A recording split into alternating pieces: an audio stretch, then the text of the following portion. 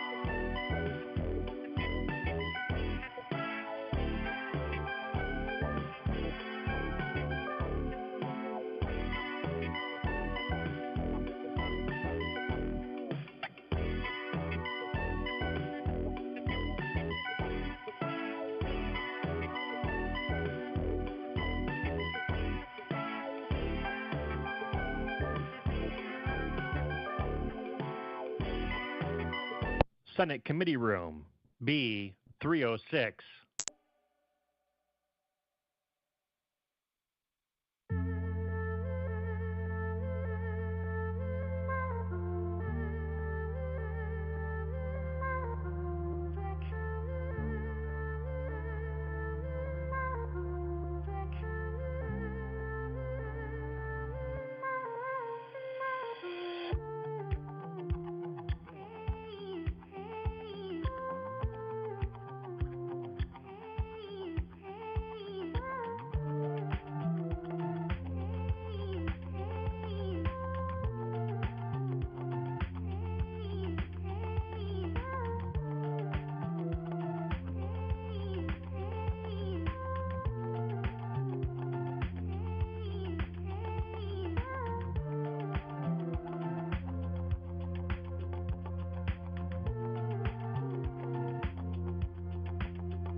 This is the Senate of Virginia, Richmond, Virginia.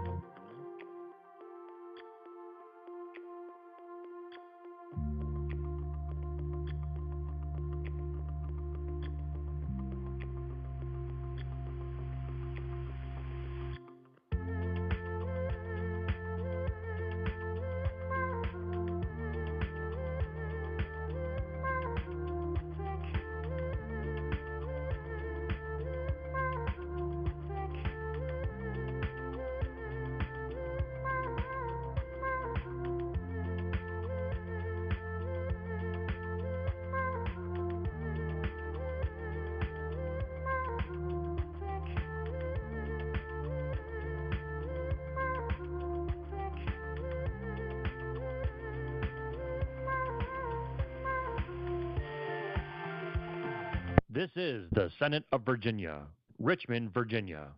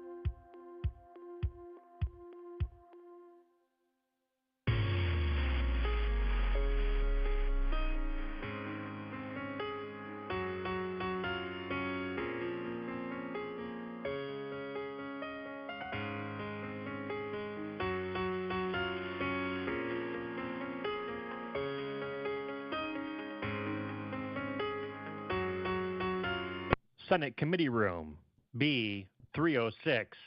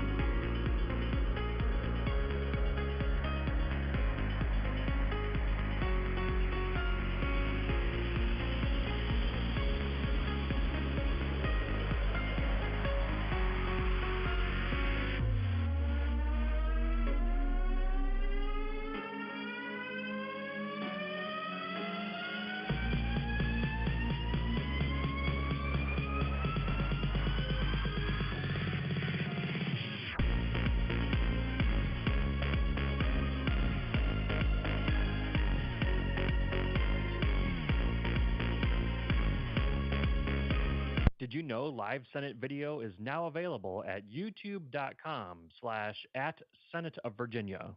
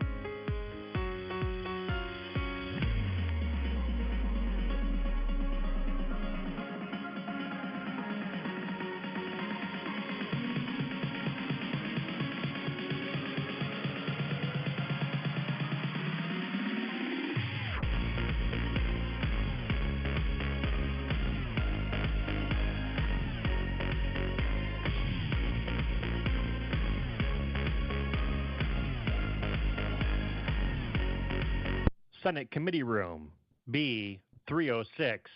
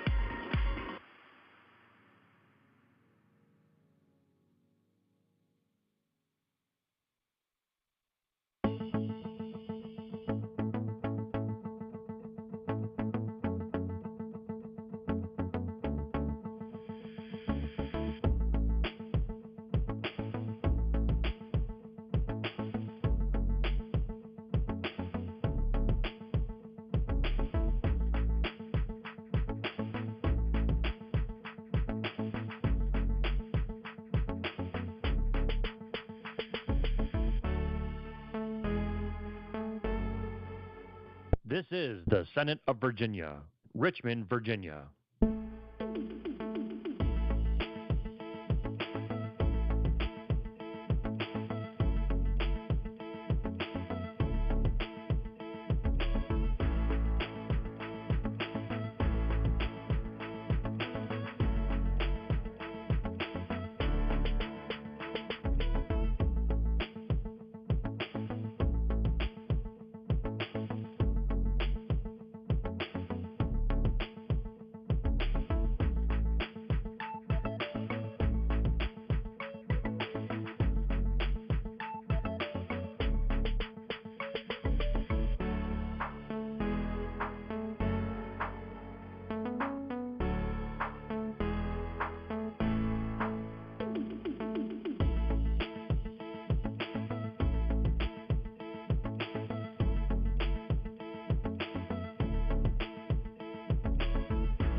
This is the Senate of Virginia, Richmond, Virginia.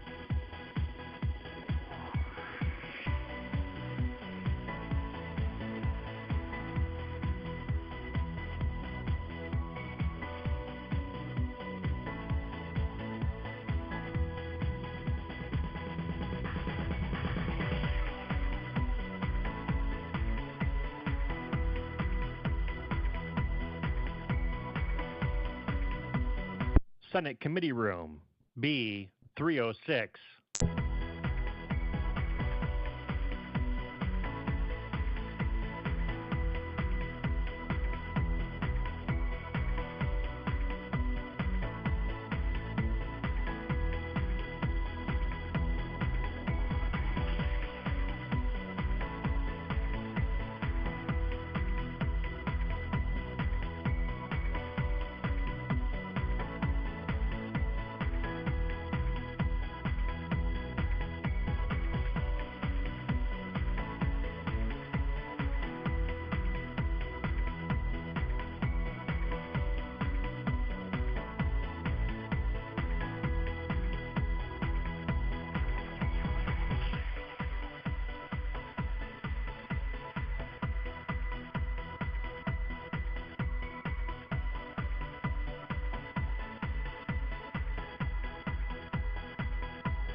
Did you know live Senate video is now available at youtube.com/@Senate of Virginia?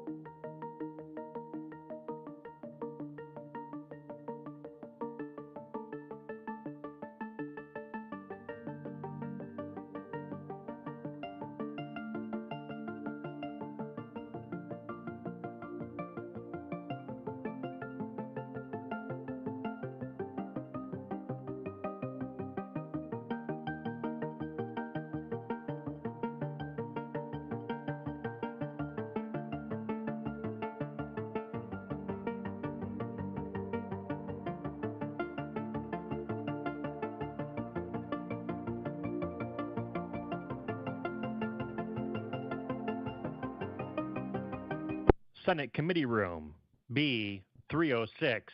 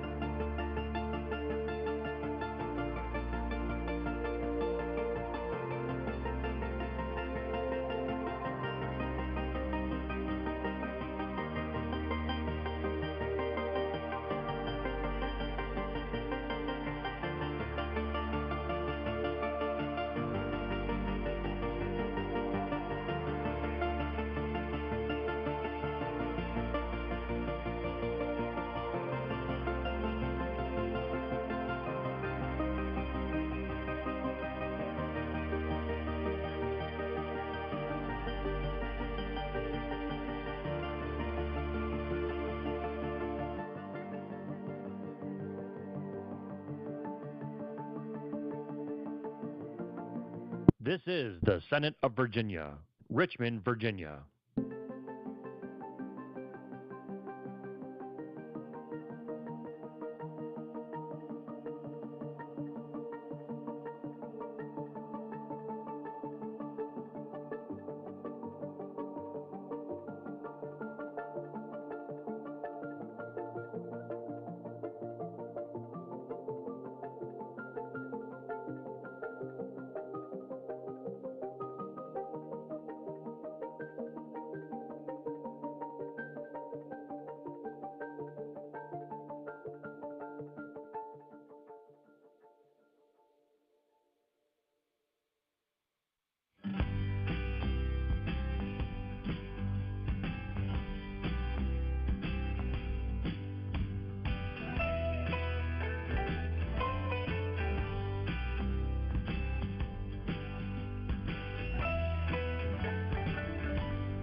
This is the Senate of Virginia, Richmond, Virginia.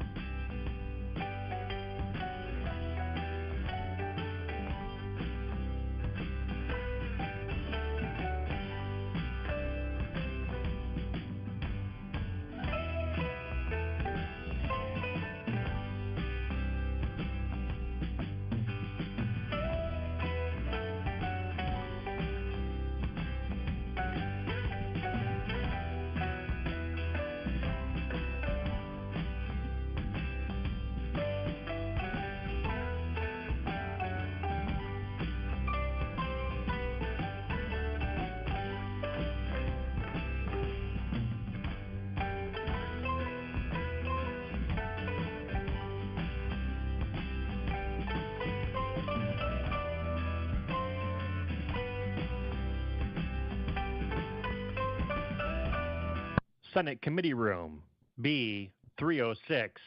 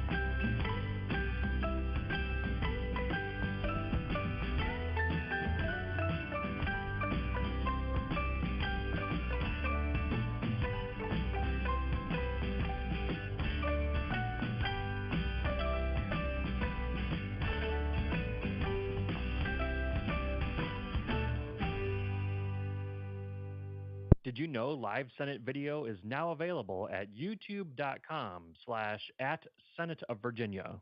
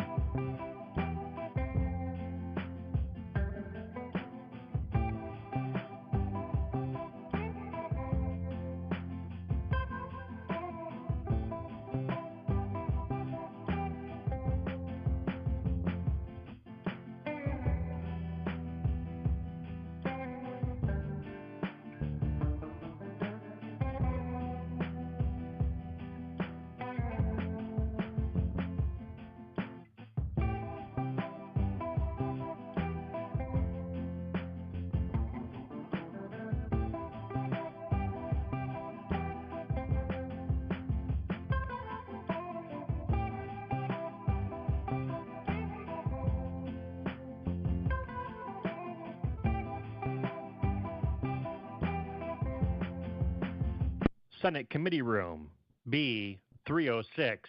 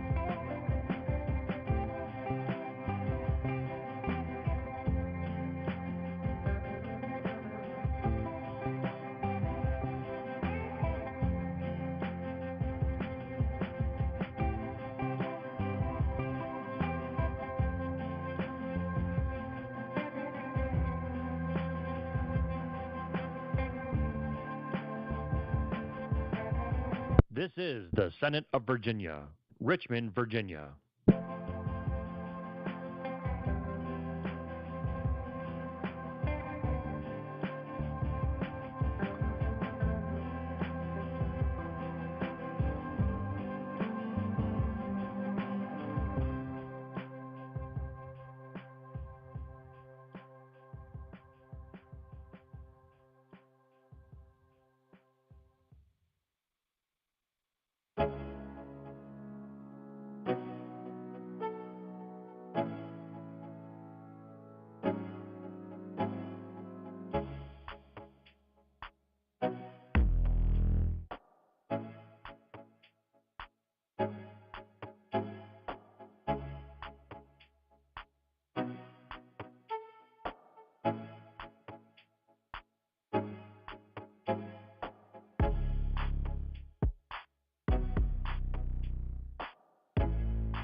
This is the Senate of Virginia, Richmond, Virginia.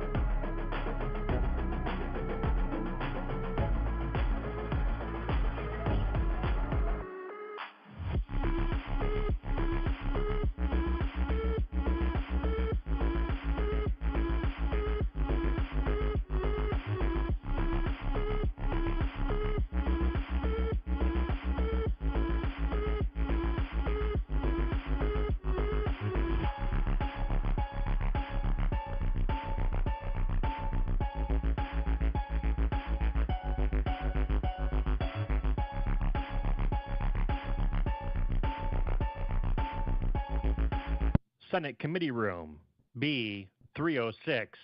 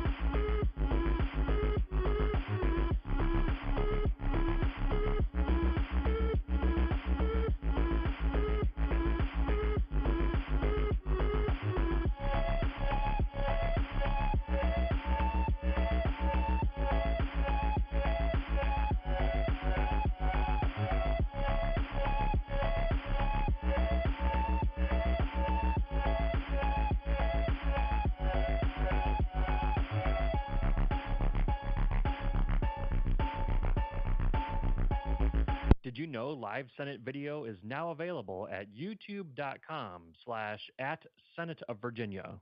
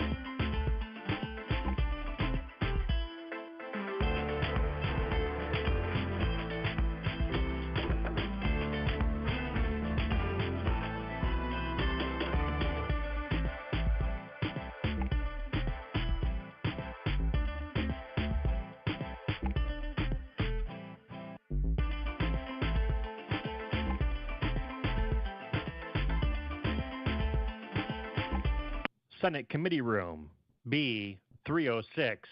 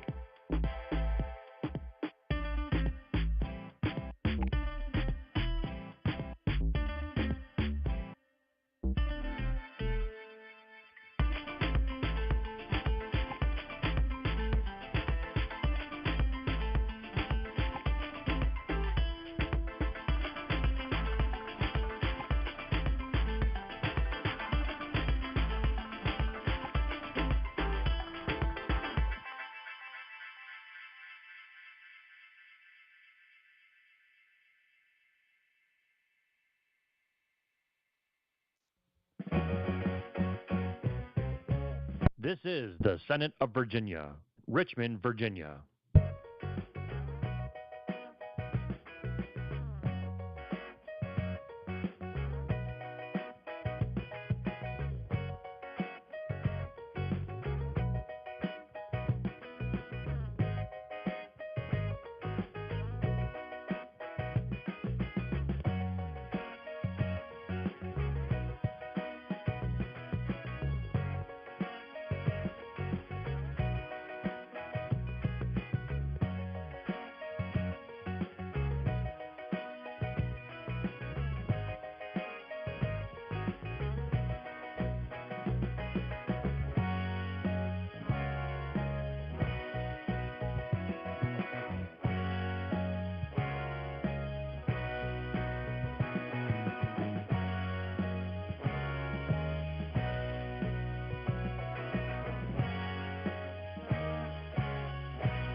This is the Senate of Virginia, Richmond, Virginia.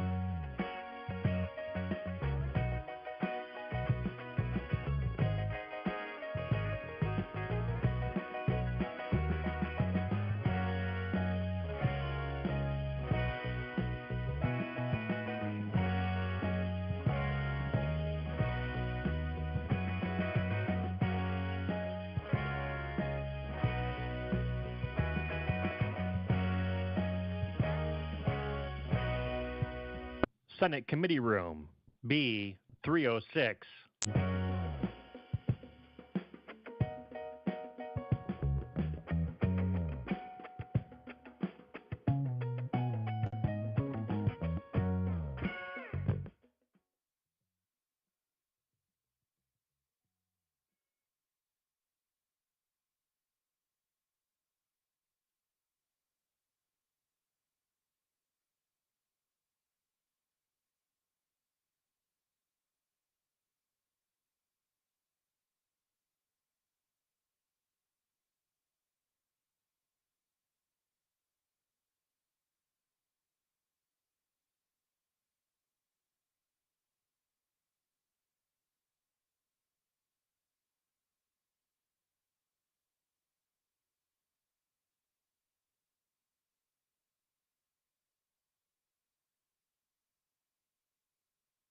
This is the Senate of Virginia, Richmond, Virginia.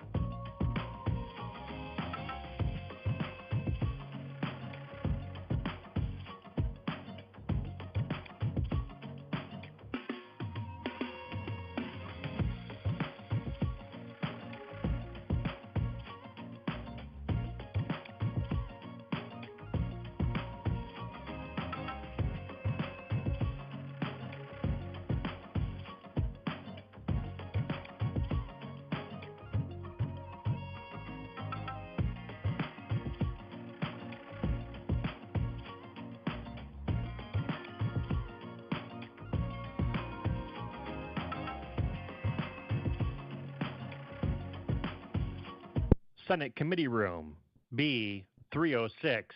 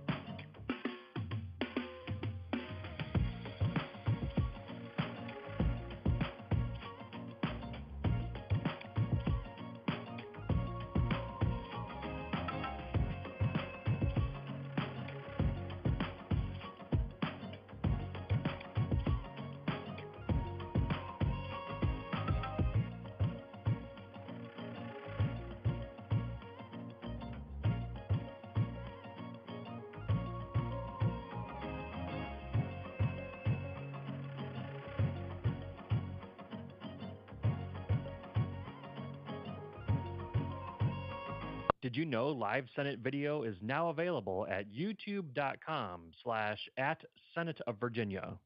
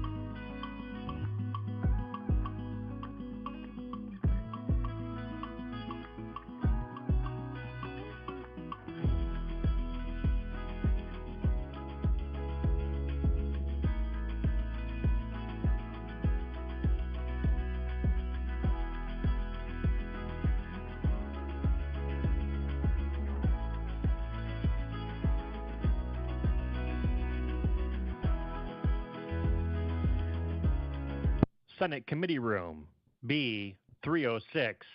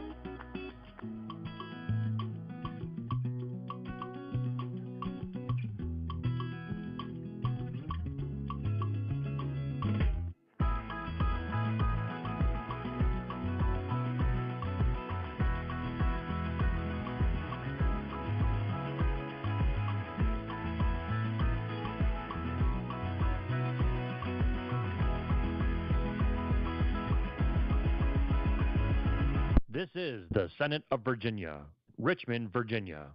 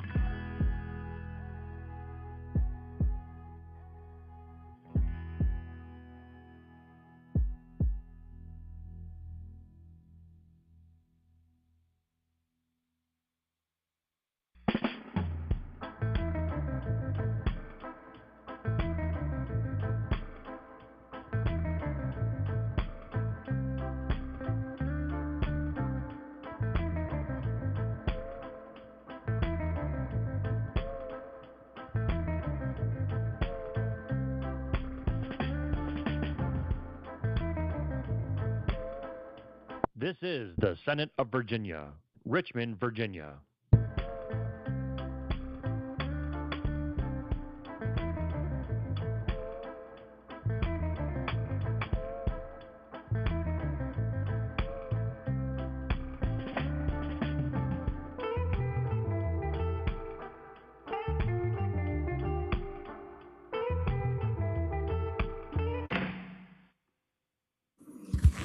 Good morning. Happy Monday. Welcome to the Senate Committee of Local Government. Clerk, can we call the roll?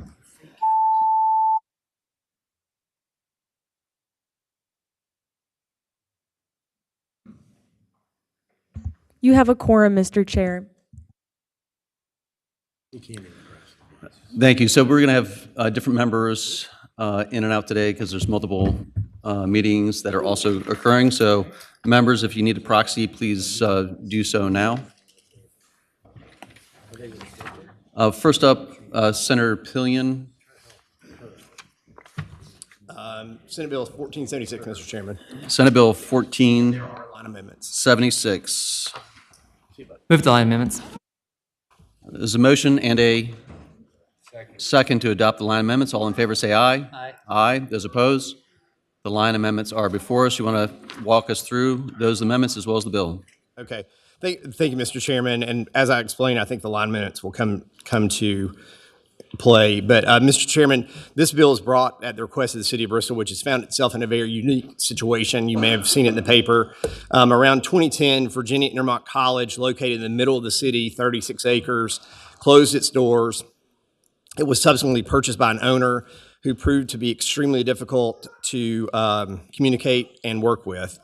The owner wasn't paying taxes and allowed the property to fall in significant disrepair, and it actually became a haven for homelessness and crime. And as a result, the property sustained significant damage from a fire that broke out last month and spread throughout the city on that property. Thus, Senate Bill 1476 is an attempt to provide a process by which the local governments can pursue a remedy to mitigate risk posed by a derelict property. The property, this bill would apply when the following conditions are met, and we try to make it as narrow as possible. The property has been vacant for 5 years. The property has been declared blighted pursuant to existing code, and the property is tax levied against it by its locality. When those conditions are met, the locality may then petition the court to appoint a special commissioner to convey the property. Both sides will still have the opportunity to present arguments and evidence following notice and service of process. If the property is sold, this bill contemplates that the new owner would have to begin renovations within 6 months and just simply bring it up to code within 2 years. That's the essence of the bill, Mr. Chairman, as substituted, and I'd be happy to yield to Mr. Eads, who's the city manager and the city attorney for the city of Bristol, who's driven up from Bristol because of the importance of this bill. And Mr. Eads is here with any technical questions. Thank you. Please come forward. Welcome. Good to see you again. Good seeing you all. Mr. Chairman, members of the committee, I don't want to belabor what Senator Pillion has said here today, but the purpose of this bill is to allow a locality to obtain title to property when the property is to become derelict and blighted over a period of time. This is an issue that we've dealt with the Virginia Intermont College campus. We also deal with it with other properties throughout the city as well. This was also important that it only applies to localities that have a score of 100 or higher on the fiscal stress index, which Bristol does. And why do we need this bill? Because this is something that localities right now do not have the option to pursue when it comes to blighted or derelict property. If taxes are owed on property, you have the ability to obtain the property through the special commissioner process under Title 58.1, 3970.1. However, this property here does not qualify for that statute. I've looked at the statute. I've also had tax authority consulting services look at the statute as well. These properties will not comply with that statute. And more importantly, this is a bill that is a combination of 58.1, 3970.1, and 15.2, 958.1. And 15.2, 958.1 allows the city of Richmond to sell property at a certain price if they do certain things. And this bill here is just a combination of both of those bills. It gives the locality an opportunity to take blighted property and put it into the hands of an owner that will do something with the property and bring it back to good use. Thank you. Questions of the committee? Senator Sturtevant.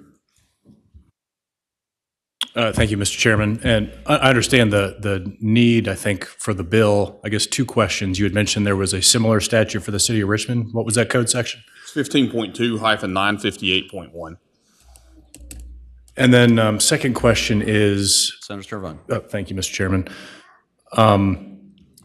Is there a reason you can't use eminent domain here? I mean, because I guess this sort of seems like it's eminent domain territory, but not really all the same safeguards that are there. You have to show for a public purpose. And, at this point, I don't know, taking it back over, I think we could argue the public purpose is to get rid of blight. I've looked for case law in regards to that. I haven't seen anything directly on the point that would allow eminent domain to be used for the blight purpose. One additional follow-up, Mr. Chairman. Follow-up. Proceed. Thank you. And I think as I read the bill yesterday, and correct me if the substitute changes this, but as I read the bill, I think the city, the locality can sell the property for a nominal fee. That's correct. Or a nominal amount. And I guess the question is, does the landowner, are they compensated in any way, shape, or form, or is the property just taken and sold for a nominal amount? Well, the landowner would be able, first and foremost, taxes would have to be repaid to the city and any fees that are incurred. Right now, there's about $436,000 owed to the city on this property.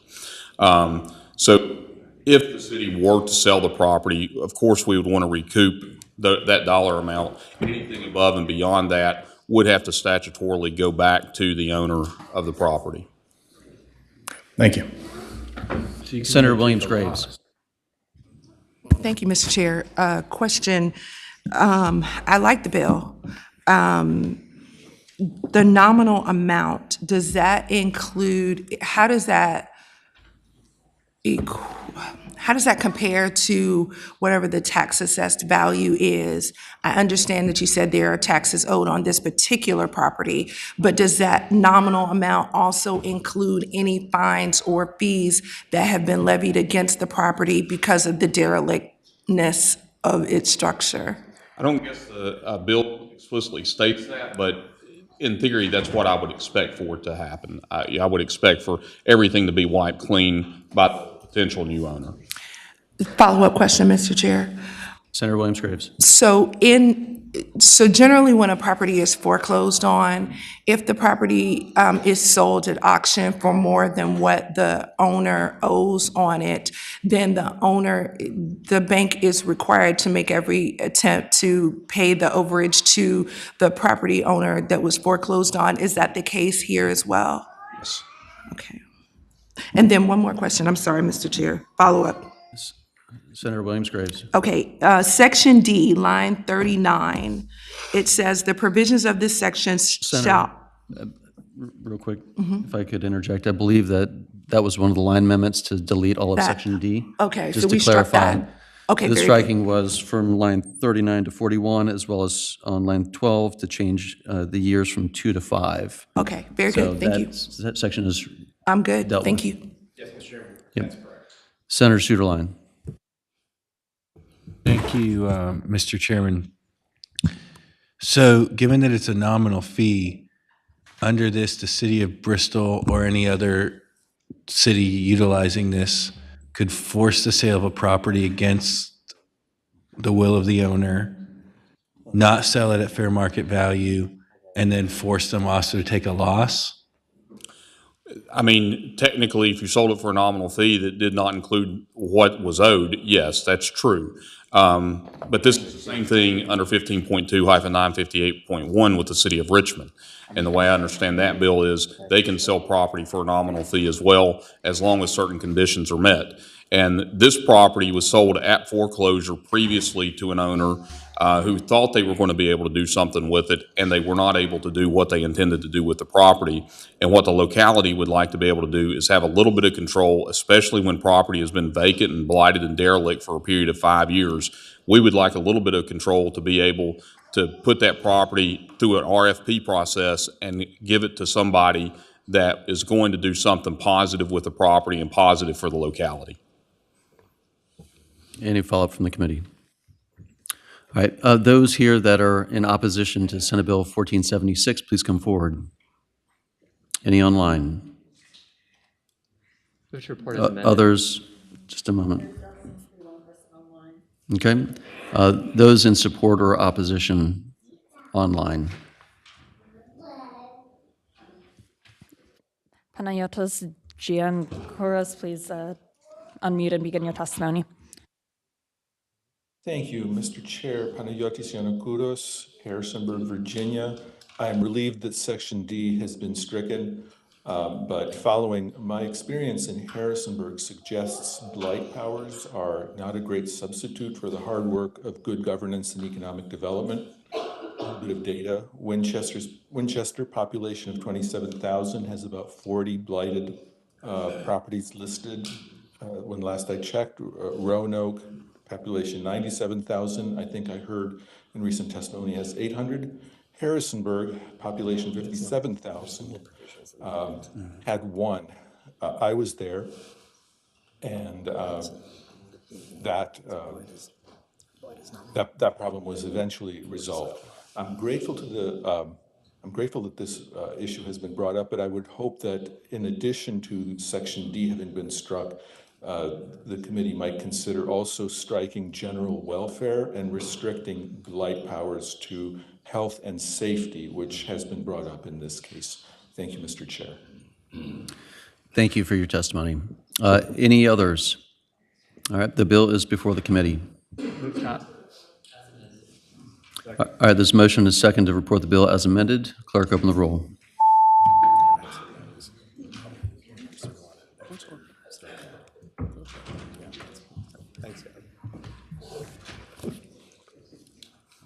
Your own people. My people. That bill, Oh, hold on. Ayes 10, noes 3. Are you a yes or no? Thank you, Sandlin. Thank you, Senator. I'm not taking off this guy. Thank you, Mr. Chairman, members of the committee. Thank you.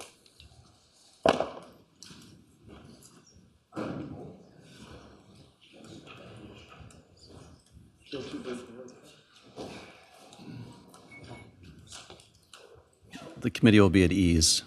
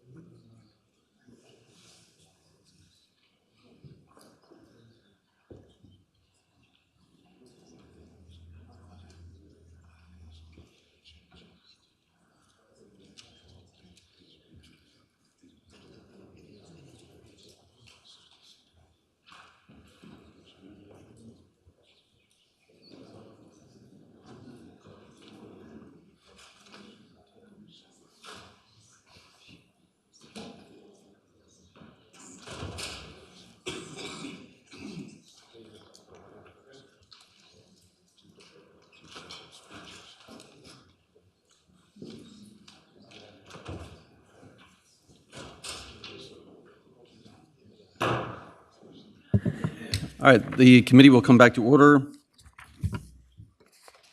We have two bills on the docket related to ADUs. We have the Senate Bill 932 as well as Senate Bill 1259.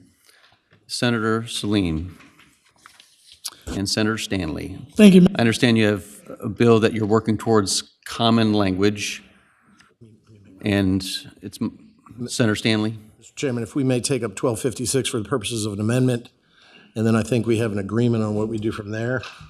There's an amendment which should be either handed out or on your computers. Basically, what we're doing. The motion on is a substitute or amendment? Amendment. Okay, there's a motion on the amendment. So moved. There's a motion and a second. All in favor of the amendment, say aye. Aye. Aye.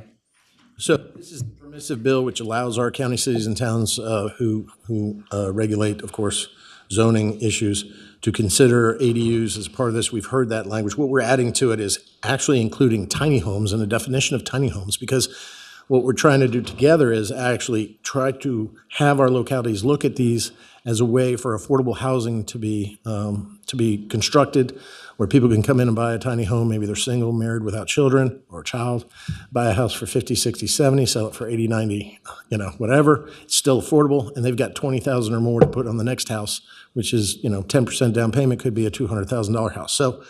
So the line amendments would include, after line 5, insert after plan, insert tiny homes. On line 73, insert after housing, insert tiny homes. And then line 75, Mr. Chairman, after term, insert the definition, which is tiny home means a dwelling that is 400 square feet or less in floor area, excluding lofts, and the term. And I'd move that amendment. It's not already been done. Second. All in favor of the additional amendment, say aye. Aye. Those opposed? Any abstentions? All right, that amendment is also before us. No. Senator Rome. Thank you, Mr. Chair. Question for the patron. So, Mr. Chair, I just want to make sure we're in the right posture here for what we're doing going forward. Are we incorporating 932 into 1256, or how are we doing this? So, Yes. The exact language that is in 1256, it will become laid on top of the lower number bill. He will be the chief patron. Okay, so the other way around. Chief co-patron, if he will allow me to do so. And he's promised me that we'll move forward on this vehicle without any further changes. Great. I appreciate both the patrons working Is that collaboratively to the resolution and of the last couple weeks. Senator Salim. Mr. Chair, thank you again. I think we extensively worked on this ADU process and policies with a lot of localities, but we were at an impact. And I thank Senator Stanley for working on this along with members of the committee and folks here, including the Housing Commission. And I do leave the rest of the way how this gets incorporated to the chair. Thank you. Thank you for the collaboration on working through the language of this Housing Commission bill with the tweaks that the senators just mentioned. First off, we're going to go ahead and take the motion, which is to incorporate the Senate Bill 1256 into Senate Bill 932 and list Senator Stanley as chief co-patron. So moved. Second. There's a motion and a second. Clerk, open the roll. incorporate and Chief Comey? Yeah. Nay. See, there's nay instead of nay. Can you put down Ayes 14, noes 1. It's a distaste for the co-patron. All right. So now we have Senate Bill 932 before us. We'll need to adopt the substitute, which would be the language as adopted under Senate Bill 1256 as amended. Is there a motion? There's a motion and a second. All in favor say aye. Aye. Those opposed? All right, Senate Bill 932 is now in the form of substitute as amended and properly before the committee. We'll now take testimony in opposition of Senate Bill 932, followed by support. Those in opposition of Senate Bill 932. Those in support of Senate Bill 932.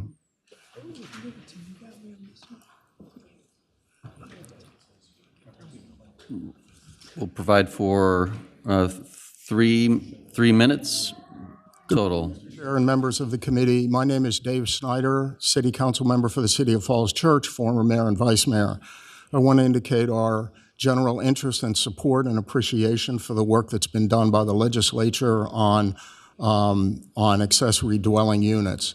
The most important issue for us, and it's under active review in our community, many of the details are still being worked out. But as I understand the legislation currently it's permissive, and that's important to us as we continue to work through the details. But there's broad-based community support for allowing additional options in housing, especially if it becomes affordable housing.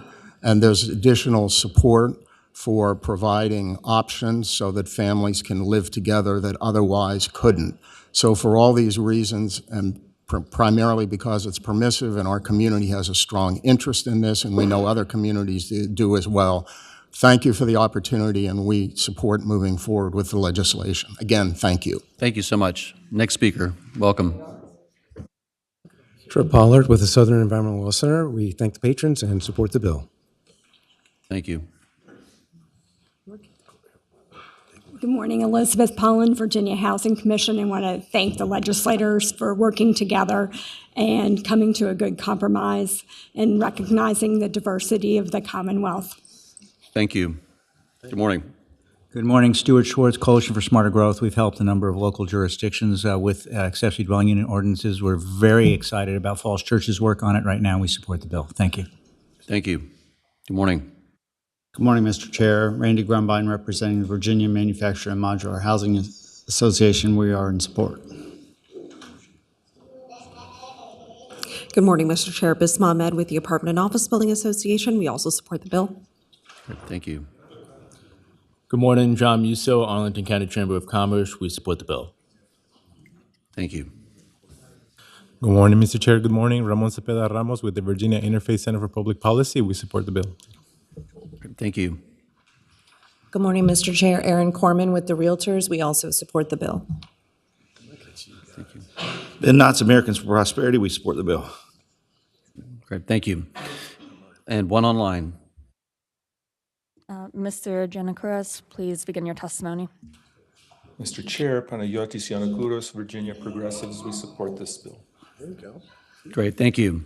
Senate Bill 932, substitute as amended with chief co-patrons and kumbayas before us all. Is there a motion? Move to report as amended. All right, there's a motion and a second. Clerk, open the roll.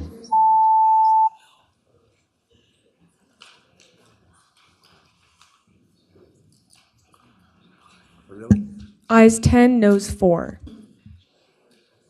You're going to have to argue on 4, but I'll help you, okay? Congratulations.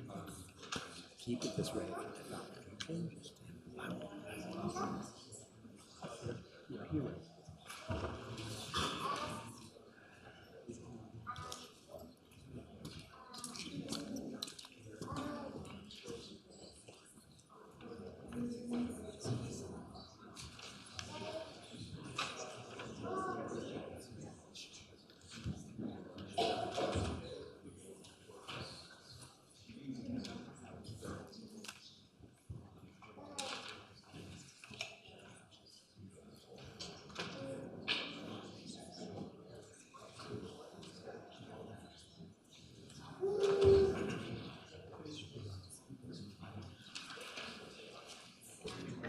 Senator Eben, we're going to get to your bill in just a few moments. We'll have some data center bills. I want to bring those up in a group so the committee can hear the remainder of this bill. So just a moment.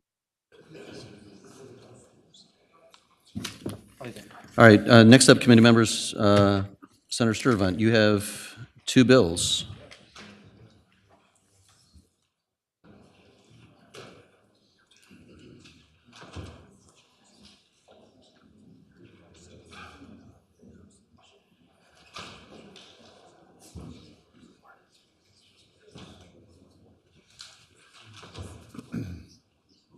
Good morning, Mr. Chairman. Senate Bill 1429. All right, committee will bring your attention to Senate Bill 1429. Mr. Chairman, members of the committee, this is in regard to Veterans War Memorials. And to jog your memory, current code protects war memorials honoring deceased veterans from 15 different wars. That's been the code for some time now. And this bill improves on those existing protections by requiring democratic principles for the people of individual towns, cities, and counties where these memorials reside to decide on the disposition of the memorials. Decisions on building new memorials are not at all affected, or they remain unchanged by this bill. This bill doesn't address building new memorials to war veterans. But once a monument is erected, this bill helps ensure that there is a reasonable lifespan. The amount of time we put in the bill is 40 years. And then once that 40-year time limit has been exhausted, a locality can call for a referendum to decide if they want to move, change the monument. And so what this does a little bit differently from current law is it requires the referendum to be mandatory and requires a 2/3 vote of that locality. And that is essentially the bill, Mr. Chairman. It also includes some parts of the other parts of the code that deal with defacing monuments, but my understanding is that is not a change to current law. And I know that there are some folks here who'd like to speak in support of it. All right, those in opposition to Senate Bill 1429, then we'll take those in support. Those in opposition to Senate Bill 1429. All right, those in support of Senate Bill 1429.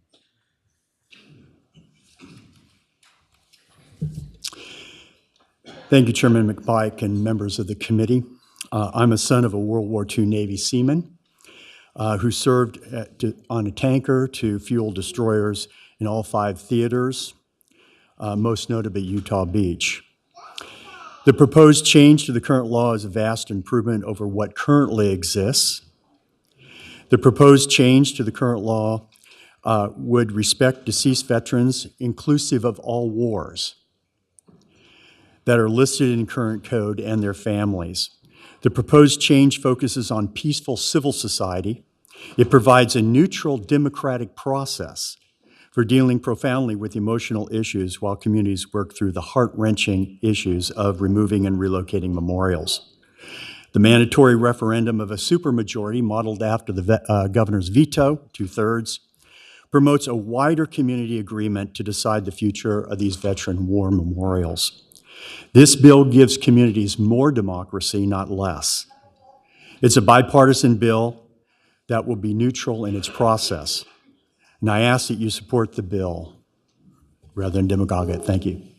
Thank you. Next speaker.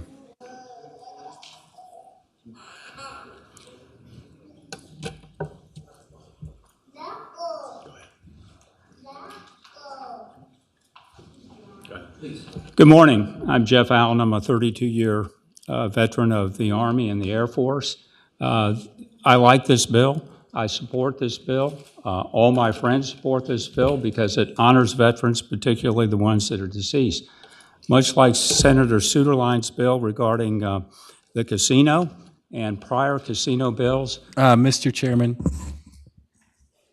Senator Suderline's never carried a casino bill, ever. Well, and that needs to be all right. clarified very clearly. I don't want to interrupt any speaker. Early on a Monday morning. But there's no casino bills coming from Senator Suderline. Thank you. Have you verified that with the senator? All right. Sir, please continue. Point on sensitive issues. Sometimes these things go to referendums, and it has appeared to me and a number of my fellow veterans that difficult issues can often be decided in a democratic, peaceful way. And of all people who are concerned with it, it's the veterans community. So I would ask on behalf of the veterans that these types of decisions go to the people in a manner that can be peaceful, where everybody's voice can be heard. Thank you, sir. Next speaker.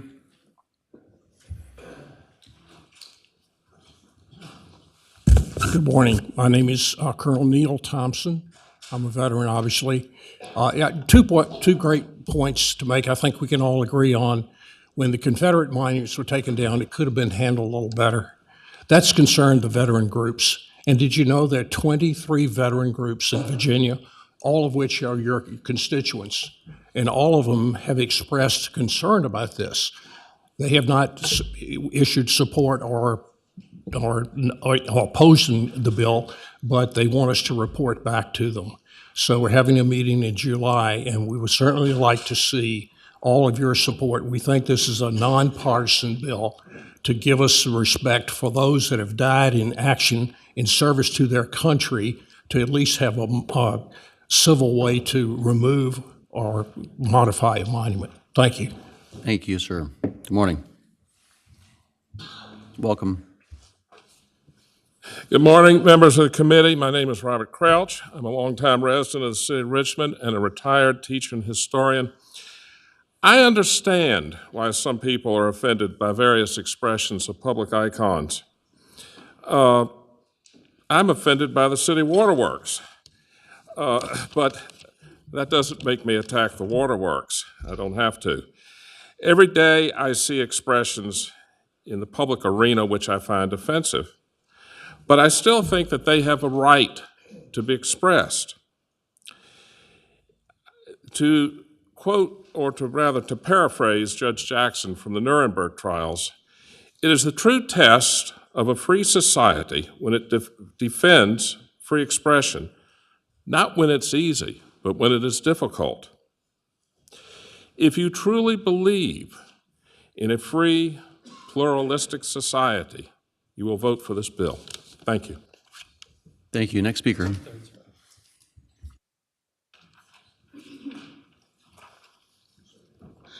I'm Cynthia Baker, and I currently live in Williamsburg, but I have lived all over the state.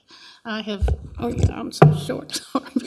I've lived in Wise County, I've lived in Fairfax, Richmond, Henrico, so I have a pretty good sense of what's going on in Virginia.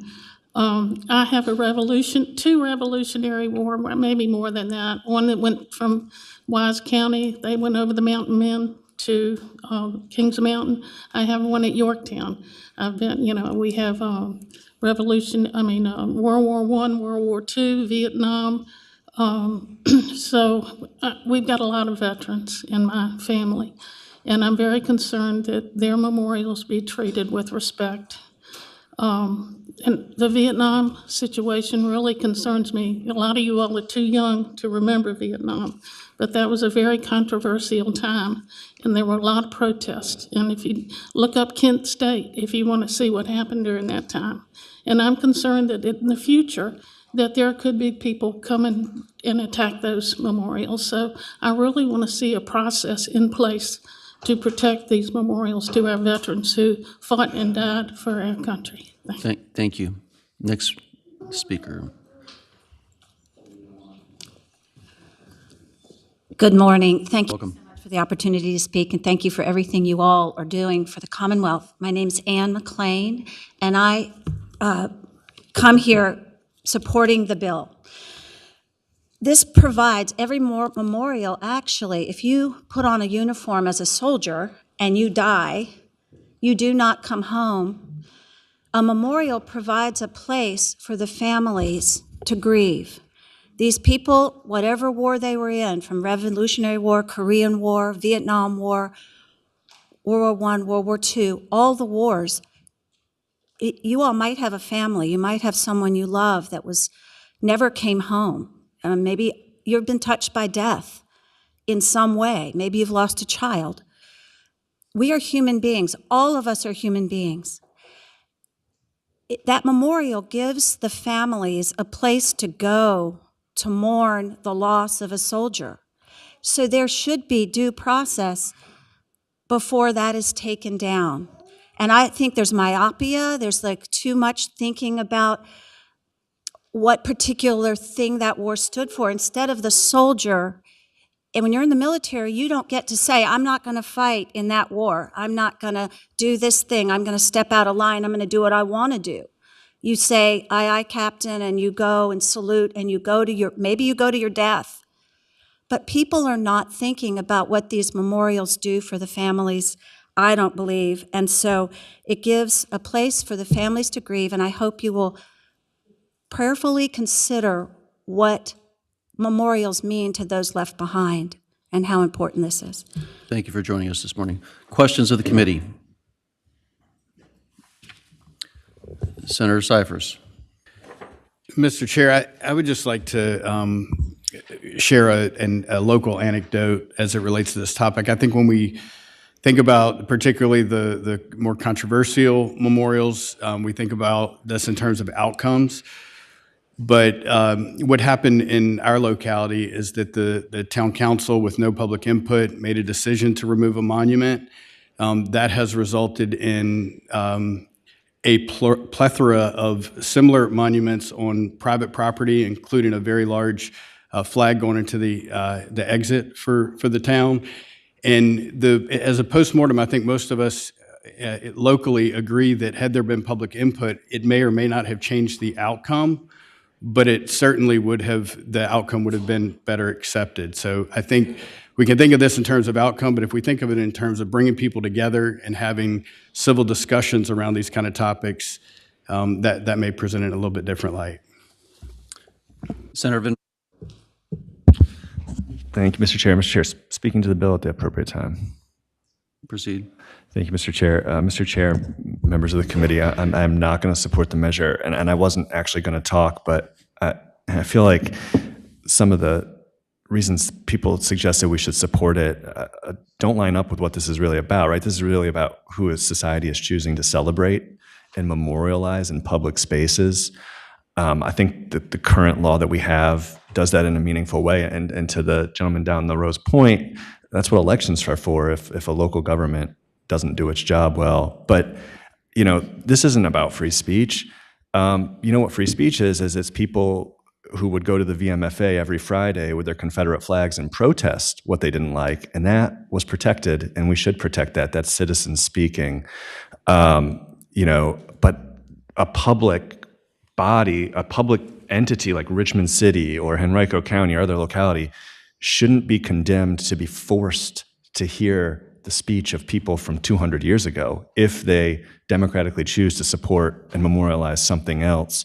I'd also just note that this is also not about memorializing people. We have Hollywood Cemetery that has a memorial of Confederate soldiers, right? This is about what the public chooses to memorialize and stand up as something that they believe represents the best of us. And I, like many others on this side of the aisle, don't think that Confederate generals who left our country to support slavery, which is in all the ordinances of secession, if you go read them, we don't think that that's something that our localities should be choosing to memorialize. And 2/3, man, that gives quite the veto to a small group of people. And so I would hope that we don't support the bill. All right. Yeah, there's probably similar concerns, and we've seen this legislation both from its origins as well as through various revisions. And the ability of 2/3 even to amend a memorial. I mean, I know there's a lot of renaming of locations at the federal government now. Imagine the confusion with the Gulf of Mexico or what they do with the Chesapeake Bay, and no ability for school children to actually understand where the events occurred. Is there a motion? Last word on, Mr. Chairman. Senator Sturman. I think to the point that you just made, I think that's an excellent example of how the passage of time on these issues, especially when they're related to veterans who have served in wars, why we want to have that extra democratic protection with a 2/3 majority so that things can't change just on individual whims. And there may be perfectly good justifications for making those changes, but this bill would require that there is that additional level of a democratic process. Thank you, Mr. Chairman. Move the PBI. There's a motion and a second to pass by indefinitely. Clerk, open the roll.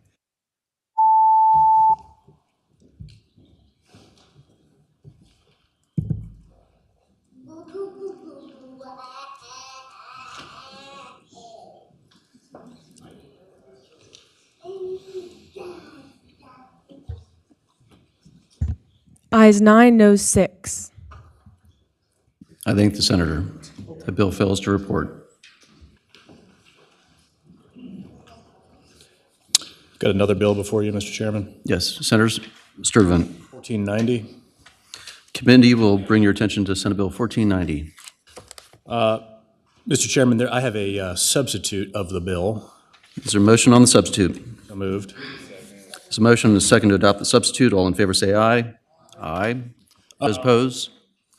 Substitute is properly before us. Senator Sturtevant. Mr. Chairman, after the Richmond water crisis from a couple of weeks ago, among the many reports on what happened and how it happened, and without getting into throwing shade at any specific individual in Richmond city government, we learned that there were probably some lack of qualifications in certain individuals running the Department of Public Utilities waterworks system in the city of Richmond.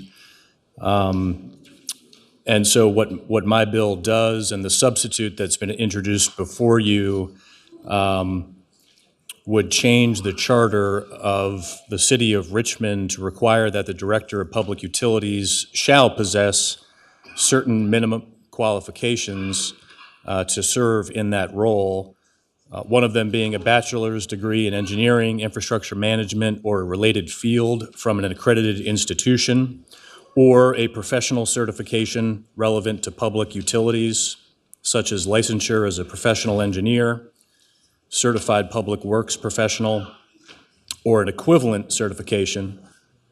And in addition to those minimum qualifications, at least 5 years of professional experience in public works, utilities, infrastructure management, or a related field. And so this bill still gives City of Richmond fairly wide latitude in the qualifications of the person they hire to run DPU, but nonetheless requires that there be a certain minimum level of qualifications that are related to running public works. And so obviously this is a change to just the charter of the city of Richmond. But here is why there is obviously a need for us to address this here at the state level with regard to one particular position in Richmond city government is the Richmond City Waterworks doesn't just affect the residents of the city of Richmond. They supply water to all of the surrounding counties, Chesterfield, Henrico, Hanover, Goochland, and all of those counties were affected in one way or another by the loss of water and the boil water advisory from a few weeks ago. So there is, in the public interest of nearly 1 million people in this region who are impacted by how the Richmond Department of Public Utilities is operated and run. And so the challenges that we saw from a couple of weeks ago, I think we are now learning from the Office of Drinking Water that a lot of it was a kind of a leadership and management, a lot of leadership and management issues. And so that this bill seeks to avoid having that happen again because it put people out of school, affected our hospitals, put people out of work. It's essentially brought state government to a halt for a few days, and that's not something that we can allow to happen again. And so that's what this bill seeks to do, Mr. Chairman. All right, thank you. Those in opposition to Senate Bill 1490, please come forward. Those in support of Senate Bill 1490, please come forward. Questions from the committee? Move to PBI. I got a question. Senator Sirline. Thank you, Mr. Chair. So I think it makes a lot of sense to have qualifications for this. We discussed this with the different requirements we put on people that run the local departments of health, and we've had discussion about that even before we had the pandemic. I think there may be some issues with it being a charter, but what do you think about if we were to pursue a general law on the subject? Because I don't think that it makes, sorry, Mr. Chair, I'd ask the senator that because this is something that could arise elsewhere. It's not, we obviously all experienced the problem here in the capital city, but I don't think that what's a good idea would only be a good idea here. Senator Suderline. Any follow-up? I'm sorry, Sturtevant. Senator Suderline, happy to amend the bill or where it's located. I think that the issue is that Richmond City is not the only locality in the state that has aging infrastructure, but it is the only locality in the state that wasn't able to operate its waterworks for an extended period of time because we had snow and they didn't have people on staff who were adequately trained to deal with a very short power outage and to deal with all of the backup generators and other things that were available and should have been online. And so I think, there may be an opportunity to look at doing this policy around the state, but we've identified a specific issue in one locality that has impacted the life and well-being of almost 1 million people, and including state government. And so there's, an important reason, I think, to act on this policy with regard to the city of Richmond. Senator Sturtevant, has there been a resolution adopted by City Council of Richmond in this regard? Not that I am aware of. Thank you. The senator is familiar serving on this committee that this committee really does not act on resolutions that are for charter changes not adopted by a locality. Yeah, Mr. Chairman, I would say that this is a little bit of a different situation given the timeliness of it, the fact that we are in a short session, and the fact that Richmond City government is what helped us get into this situation in the first place. Thank you. I think Senator Suderline's made a point, which is the vehicle that's been selected for this is probably not proper before the committee in terms of its customs. And there was a motion. Senator Bagby, there's a motion? Yeah, there was a motion in a second, I think. There's a motion and a second to PBI. The clerk, open the roll.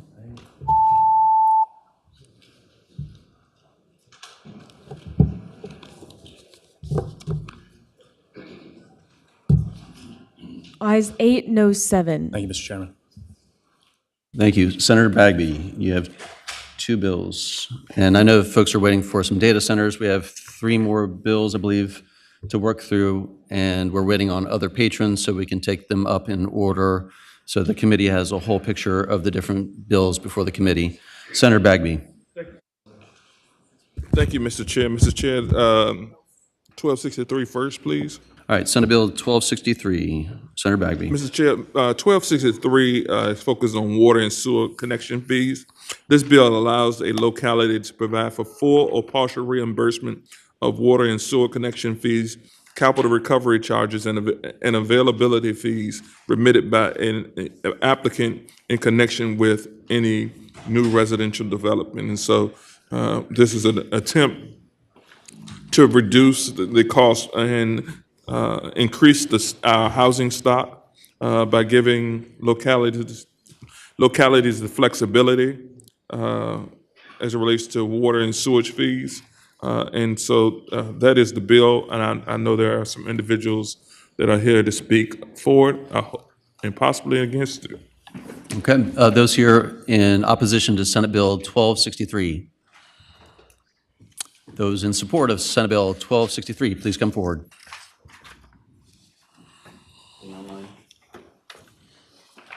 Mr. Chairman, Andrew Clark with the Home Builders Association of Virginia. Thank the senator for bringing the bill. I'm happy to answer any questions, but it's fairly straightforward. It's modeled after a program in Henrico that's really been successful in bringing the private sector into building affordable units. So we hope you support the bill. Thank you. Thank you. Next. Mr. Chair, Randy Grumbine, representing Manufactured Modular Housing Association. We're in support. Thank you. Mr. Chairman, members of the committee, Tyler Craddock, Manufactured Housing Communities of support the bill. Thank you. Questions of the committee? Senator Williams-Graves. Thank you, Mr. Chair. Question to the patron. Is there a definition for residential development, like a minimum number of houses? And the reason I ask that question is there are some localities that might have lots and lots of land where you can literally plop down 30, 40 houses. In Norfolk, we do a lot of spot bills, infills is what we call them. And so how would this qualify for any of that, or does it qualify for all of that? So Mr. Chair, and I'll let Mr. Clark go, but as I crafted this legislation myself, wrote it all myself. That's what we have PLS for. No, but this legislation gives them the flexibility to set it up any which way they want to set it up. It gives them the authority to do it. They don't have to do it at all. But it allows them to set the ordinance in a fashion in which they desire. Mr. Chair, maybe Mr. Clark has more to add. Mr. Chair, I would just say that, Senator, in that example, every house that is built is going to have to connect into the public water and sewer. And so this ordinance would, like Senator Bagby said, if the locality said, hey, we want to provide that incentive, then this would be the option. If not, they're going to pay the full freight that the locality would usually charge to connect. So follow-up quick question. That would be the sewer and tap fees and the connection fees?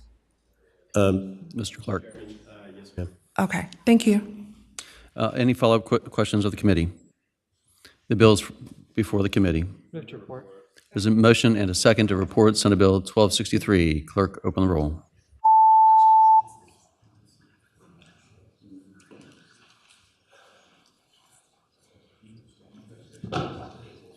Ayes 13, no 0.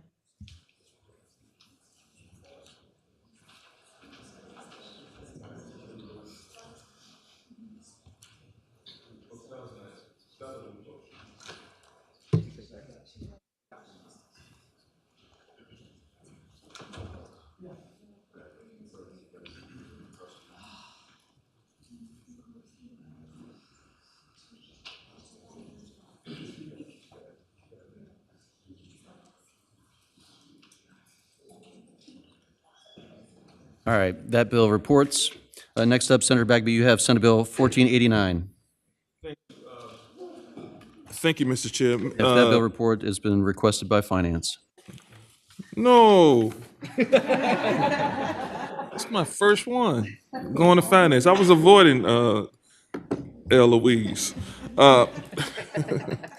Mr. Chair, I'm sorry. SB 1489, this bill permits any locality in the Commonwealth to provide protections for building service employees when the contract they work under is turned over to a new contractor. Workers at these locations often don't have the right to get meaningful notice that the loss of their job is imminent, so they look for another employee. The legislation provides the parameters for local laws listing the type of provisions the locality may include.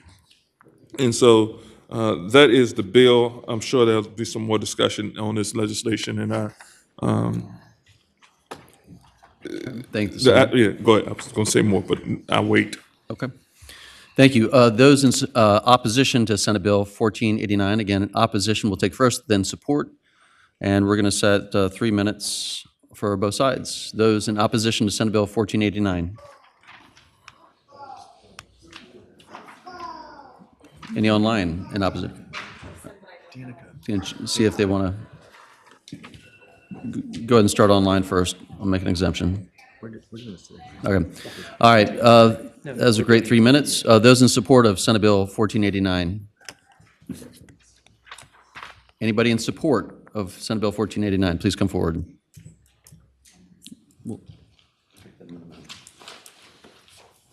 Good morning, welcome. Good morning. My name is Keith Jackson. I live in Richmond, Virginia. I'm a contracted lead janitor at VCU. I'm a member of 32 BJ SEIU. I'm here in support of Senate Bill 1489. Joining the union has made a huge difference in our lives, my life specifically. Thanks to our efforts, our wages have increased, which helps with my finances. I was able to get paid time off, which means I could be there for my kids when they need me. We still face a significant challenge, though. Contracted workers like me often face rapid contract turnover with little or no notice of their own. And contractor flips are common in industries like cleaning and security. And without these retention laws, flips can be economically and emotionally devastating. That was the case for one of our 32 BJ members, Carlos Duran. He worked at 1901 Beauregard in Alexandria for 35 years. Contract change, he lost his job with no warning. He didn't have any time to look for a new job, and then he couldn't even provide for his family.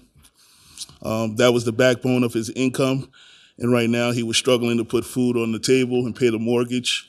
So myself, as a father of four, I really need stable work, and I hope you all, which is why I urge you all to support SB 1489. Thank you for your time. Thank you, sir. Next speaker.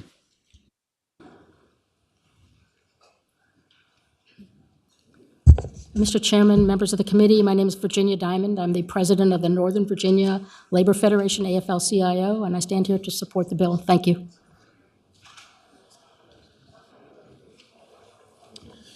Thank you, Mr. Chairman, members of the committee. Ramon Cepeda Ramos with the Virginia Interfaith Center for Public Policy. We support this bill because it affects particularly low-wage workers. They should not be treated as disposable.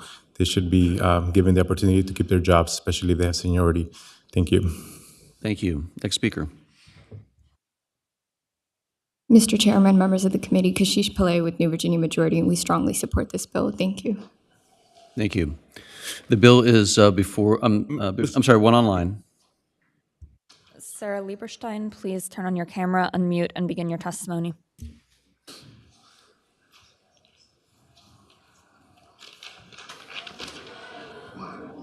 I'm having trouble with the camera. May I begin, or? Our policy is for on camera, if you can state your name, and if you support or oppose, that would be great. We'll take that. Sorry. Hi, my name is Sarah Lieberstein. I'm Senior Legislative and Policy Advisor at 32BJ. I'm testifying in support. What worker retention laws do, in short, is provide temporary job protections to service workers when they experience a change in employer. The most common scenario, as we heard, is when a building owner or manager decides to switch contractors, but the protections could also apply at the election of the locality when a building insources or outsources work.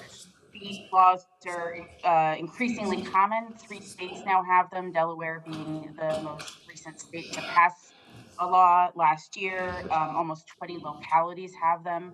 And we found that they don't cause any significant disruption to the industry. It's already industry practice for new incoming employers to take on the existing building service workforce when they take over a contract. It's common sense. Those workers are experienced and know how to do their jobs, and it causes much less disruption to the facility and tenants.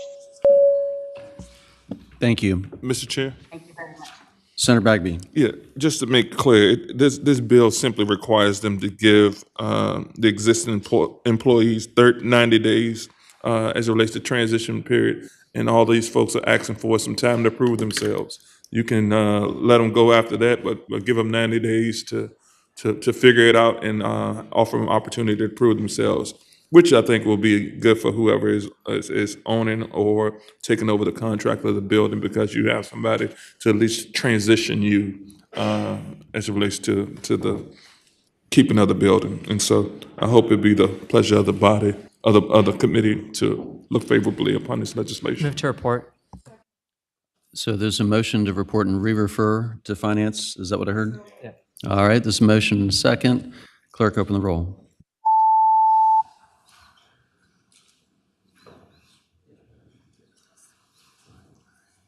Ayes 8, noes 7.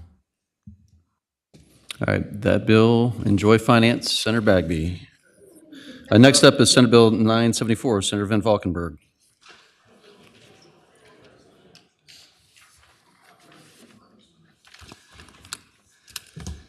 Thank you, Mr. Chair, members of the committee.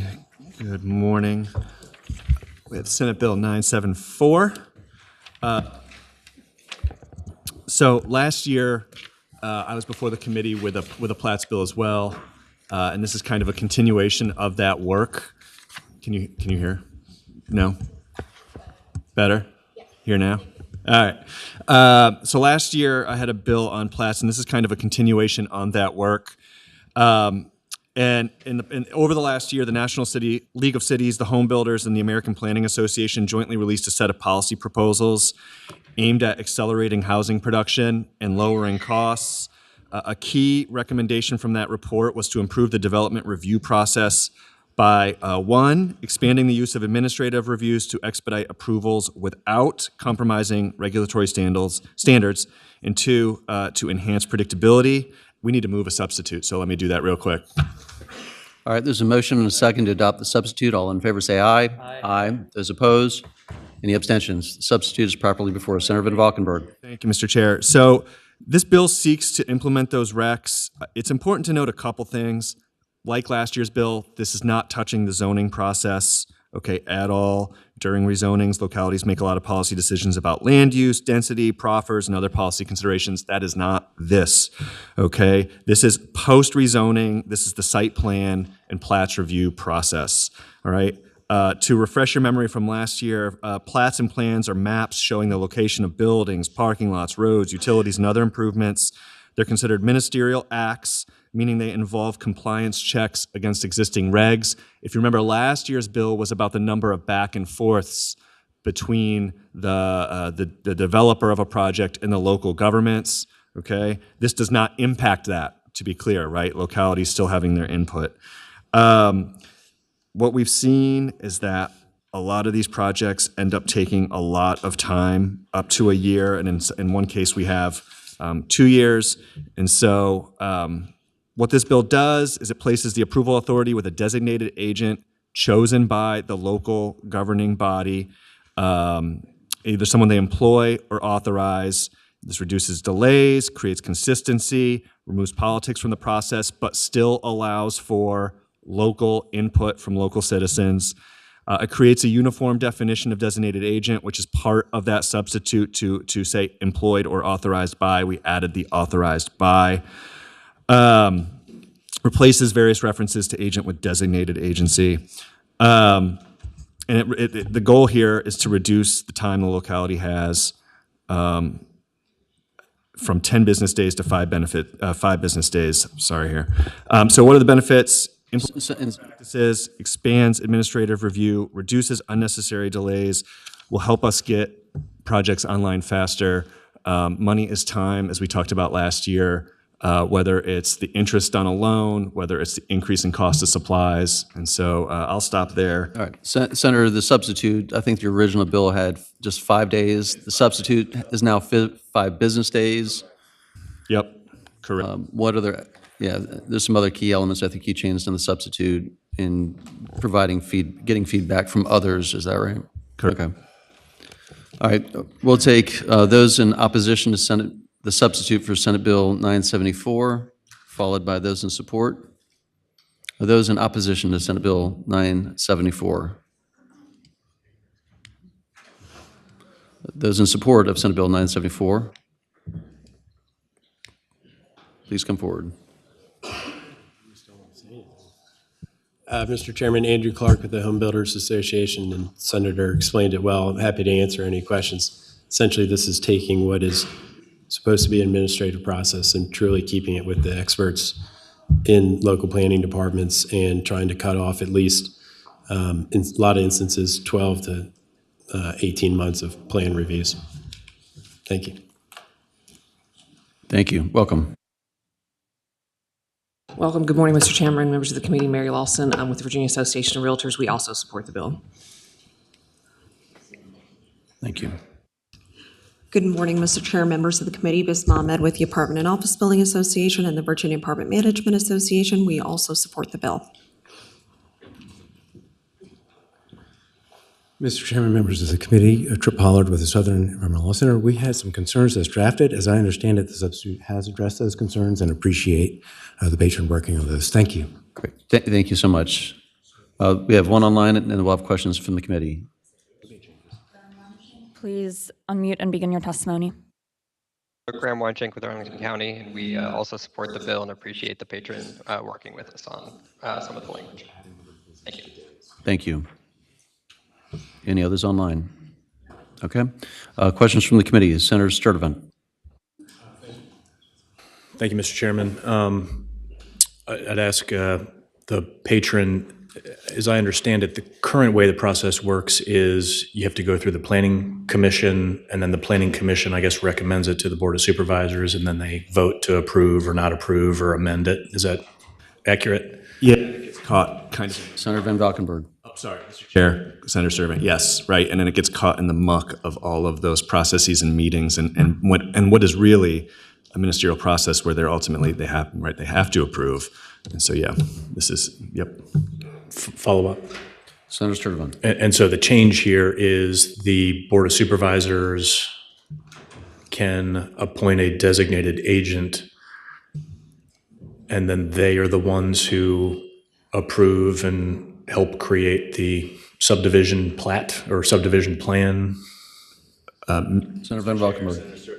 I say that's mostly right. Right there, when they look at the plat, this goes back to last year's bill. When they look at that plat, right, they're checking to make sure that it complies with the rules and regulations, and then as long as it does, they kind of have to approve it, right? And so yes, but otherwise, yes. Senator Srinivasan. Thank you, Mr. Chairman. Senator, is this permissive to local jurisdictions? Is it something they can choose to do? They can choose to follow their current process, or they can choose to do this, or how does it work in your bill? Thank you. Senator Srinivasan, no, this is something they would need to do. Yeah. Senator Cyphers.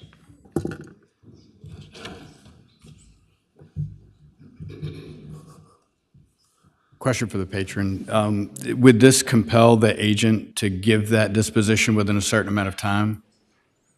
Yeah, yep, 5 business days. Mr. Chair, Senator Cyphers, 5 business days. Yep. Okay. Yep.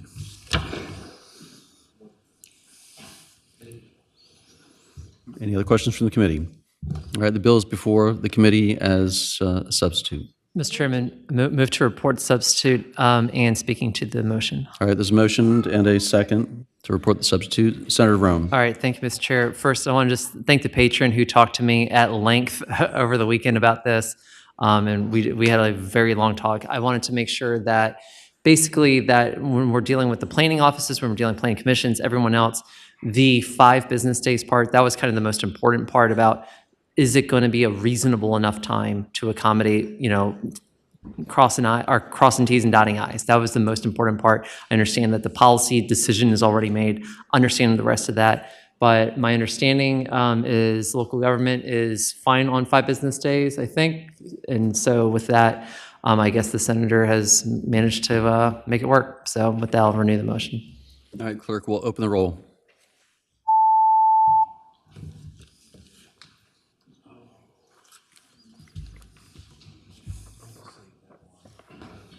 Clerk, close the roll. Ayes 12, noes 2. All right, that bill reports. All right, we have, let's see, Senator Rome, you have a charter bill, and then we're going to take up Senator Eben. Yep, Senator Rome.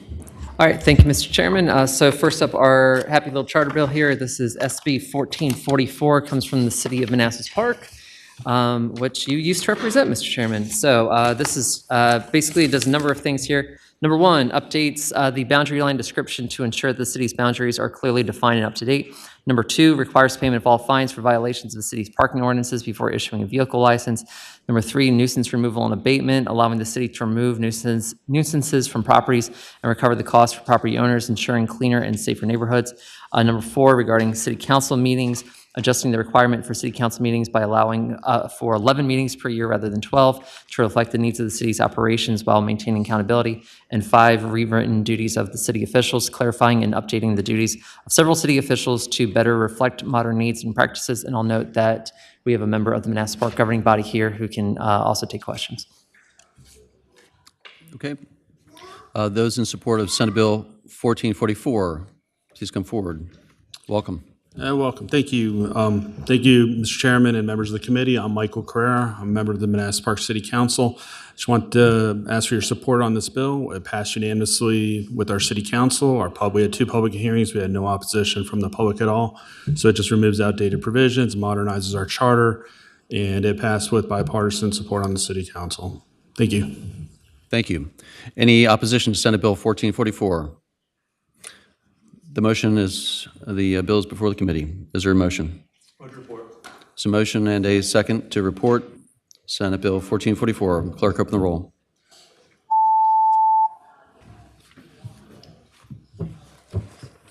Ayes 15, noes 0. All right, that bill reports. In just a moment, Senator Room. Oh, anyway. So, administrative matters, Senate Bill 1136, Senator Boysko. She is away from the Capitol today. I'm going to recommend we refer to this to the General Laws Committee, which this bill was heard on local anti-rent gouging for the purpose of timing. And since the chair of local government, of General Laws is here, all right, I'm waiting for the nod. And so I would request that we re-refer Senate Bill 1136. So moved. There's a motion and a second, just to re-refer to General Laws and Technology. Clerk, open the roll.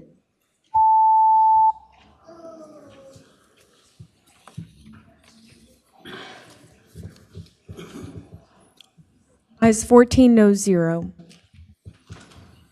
All right. Next up, Senator Eben. You have Senate Bill 1449. Yes, sir. I have a substitute which just has some really just technical changes to clarify that instead of saying... Is there a yeah, we'll take that. Is a motion on the substitute? Is a motion and a second to adopt the substitute? All in favor say aye. Aye. Aye. Those opposed? Any abstentions? The substitute is properly before the committee. Senator Eben. Thank you. And I wanted to offer 2 line amendments to the substitute just to change the word "or" to "and," where it says registered historic sites and or forest land, to make it clear that they could take into effect the impact on all of those things in section B, to change "or" to and to add a section E saying that nothing in this section shall be construed to prohibit, limit, or otherwise supersede local zoning authority. These came from the environmental community, and I consider them just technical and clarifying. There's a motion and a second to adopt the amendments. All in favor say aye. Aye. Aye. Those opposed? Any abstentions? The amendments are before us and in the substitute. Okay, so the bill now that you have before you, SB 1449, about siting of high-energy use facilities or data centers, strikes a reasonable balance. It empowers localities to make informed choices as they manage responsible data center development. JLARC found that data centers, while they have benefits like tax revenue and employment and so forth, that they also can have some challenges in siting. So I'm proposing this to increase transparency in siting decisions for data centers, preserve local control, and empower local officials to make the right informed choices for their communities. It directs localities to require that project developers conduct and submit a sound study before a high-energy use facility, which is defined as one with 100 megawatts or more of electrical power, be sited before, and we want to make sure they're aware of that before they consider siting them near houses or schools, and allow them to consider potential impacts on nearby resources like water, agricultural land, parks, historic sites, or wooded areas before approving new projects. This is similar but not identical to legislation from Delegate Josh Thomas, and I hope it will be the will of the committee to report the bill, and I'm prepared to answer any questions. All right, Senator Rome. Thank you, Mr. Chair. Mr. Chair, could the senator just explain the differences between HB 1601 and the substitute as amended that's before us today? I can't. I don't have it in front of me, but I did. I believe that the amendments we adopted make it a little closer, but focused mainly on the impacts on sound and water and. All right. And Mr. Chair? Senator Rome. Mr. Chair, speaking to the bill briefly on that, I'll note that the other one has already passed the House and is headed to this committee. And so this is pretty much going to end up in conference if this were to get out. Okay. Senator Sturtevant. Thank you, Mr. Chairman. Just a question for the patron. What is the significance of this applying to data centers that require 100 megawatts or more? I think JLAR or someone came up with the idea that 100 or more was a good benchmark. I could change it, but I think 100 is kind of the accepted benchmark. I didn't come up with that myself. Okay, thank you. All right. Those here in opposition to Senate Bill 1449, please come forward.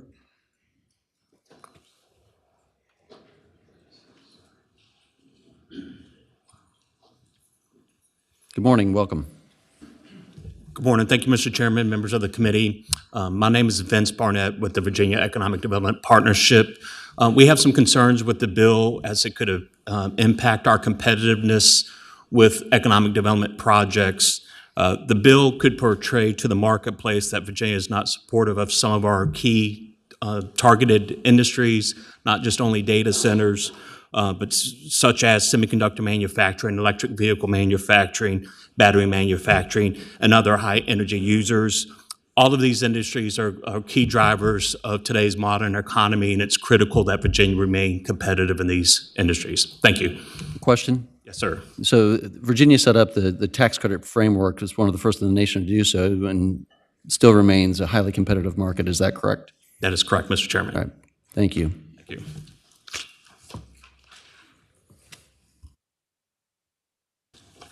Mr. Chairman, Glenn Davis, the Virginia Department of Energy. We stand also in opposition to this bill because of the economic opportunities that data centers present. We want to be very careful of putting any obstacles in its way, especially when you look at what this bill does, which is treats every locality the same. It assumes that Loudoun is Weiss County, and they all have different needs. To the extent that localities can already do this today, we don't see it right to force this on localities to increase the cost of local governments and increase the cost of developments when they can do it already if they so desire. Thank you, Mr. Chairman. Senator Rome. Thank you, Mr. Chairman. A question for my former House colleague. Mr. Chairman, I would ask the witness here if he could explain why the administration then is opposed to the JLARC recommendations that this is based on in the first place. Well, the JLARC, as you go through it, it says in many cases it doesn't need anything, but if you were to do something, and here's what you could do, but it didn't actually say some things have to be done. And looking at this, it already is a ability of local governments. Today, every local government has the ability, if they desire, to require this as part of the rezoning application. Loudoun County very well may want to, maybe they already do. Weiss County so much wants data centers that they don't see the need to add the additional cost to do this, as well as add the additional cost to the development on top of it. Mr. Chair, follow-up question. Mr. Chair, I would ask the witness in that case if he believes that JLARC very much considered those exact questions when formulating this report. Maybe JLARC missed the fact that the localities already have the ability to do this. I'd have to ask them. Senator Van Valkenburg. Yeah, thank you, Mr. Chair. Question for the witness. Yeah, I guess I'm wondering, at some point, there has to be some kind of guardrails that make sure that when we have growth that's sustainable, right? That in the process of all these projects being greenlit by localities, we don't have an energy crisis, we don't have a water crisis, right? We don't have, and so I guess I'm wondering if this doesn't strike that balance, what does? Right. I mean, Senator, I think you made a great comment before when you said... Davis. Oh, sorry. Thank you, Mr. Chairman. Mr. Chairman, the Senator made a great comment before on a different bill when he said that there are elections for a reason. And if local governments choose not to go down this path and do this type of insightful thing and approve things that citizens don't want, they can vote them out. I think that same comment applies here. Mr. Chair. Senator Van Valkenburg. Yeah, Mr. Chair, I guess maybe, but at some point the state has to have some look at the broader whole, right? And if localities are going to greenlight data centers, which I'm not opposed to them doing, but they're not going to greenlight energy projects. At some point, the state has to look and have a broader. So I take your point about the locals, but at some point, the state has to have some kind of guardrails on this, surely. Yes, Mr. Chairman, the senator's 100% right. The problem isn't we're greenlighting data centers. The problem is we're not greenlighting power. We're not greenlighting energy producing projects. If we brought natural gas on now, we would have enough power to power the data centers and all the other economic development projects coming in. That really is the issue. So the quagmire that presents, it can be solved not by limiting the economic development of data centers and hurting local government taxes, but by opening up Virginia's opportunity to grow power supply and truly invite all the economic opportunities, data centers and otherwise, to the Commonwealth. All right, thank you. Those in additional opposition to Senate Bill 1449. Very quickly. Mr. Chairman, Miles Laurie on behalf of the Data Center Coalition. We really appreciate the senator trying to find some balance in this discussion. We think there's still a little ways to go here, but we look forward to continuing the discussions. Thank you, Mr. Chairman. Thank you. Those online in opposition to 1449. Julie Bolthouse, please unmute and begin your testimony. I was going to speak in support of 1449 with the amendments. But this is a very similar bill to Josh Thomas's. The only difference is that Josh Thomas's includes electrical infrastructure as a land use consideration by localities. And if these are, if they come into conformance with each other, we would be very supportive of this bill and appreciate action on this critical issue. Okay. And I'm representing Piedmont Environmental Council. Thank you. Okay, thank you. So that's support. So those in support of Senate Bill 1449 in the room, please come forward. Welcome. Thank you, Chair. Don Slayman, IBW Local 26, Electrical Workers Union. We'd like to commend Senator Evans' thoughtful approach to addressing the concerns that to implement the JLAC recommendations on the data center industry. I'd just like to say that this industry has collaborated with their workforce better than any of in my 40 years as a union organizer, you know, my union has worked 24 million hours last year. 82 cents an hour our contractors put into our training centers. We need certainty for this industry. We're expanding our Manassas training center. We'd like to expand our Roanoke training center. We need certainty, so we'd like to extend the tax exemption to this industry. I'd like to tell you about how this industry has collaborated with us. This morning, Marty Martinez pulled his bill on retention because the industry is working with 32BJ to organize security guards and custodial workers. They're working with us to mitigate wage theft on the Shell. Organically, because of the nature of the industry, all the data centers but one have been built by the plumbers and fitters, and we do 85% of that work, and we're 45% of the construction of the data center industry. And also, because of the economies of scale of this industry, we have 11 prefab shops that have been built. We want to keep those prefab shops open. Those are six-figure blue-collar jobs right in the center of Northern Virginia. That is unheard of. And so thank you for thank you. Thoughtfully looking at those recommendations. Thank you. Next speaker, welcome. Jason Parker, Virginia State Building Construction Trades Council. It's no secret that we want to build these things. It's been a lucrative business for us, but we understand the need for guardrails. We understand the need for localities to have an informed decision and to keep that and to create that sustainable growth we've been talking about. So we know there's ongoing conversation in this, and we support. Thank you so much. Welcome. Jason Asher with the Mid-Atlantic Pipe Trades. I'll align my statement with what the previous two speakers said and just thank the senator for the work on this. Thank you. Mr. Chair, members of the committee, Blair Morning. Olson with the Virginia League of Conservation Voters, and we would associate ourselves with the comments made by Jason Parker. Thank you. Thank you. Mr. Chair, members of the subcommittee, Rachel Henley with Virginia Farm Bureau. We're in support of the bill and appreciate the patrons' work. Thank you. Welcome. Good morning, Mr. Chair and members of the committee. My name is Kyle Hart. I'm with the National Parks Conservation Association. This is one of the most pressing issues for national parks across the state of Virginia, and we support the bill. Thank you.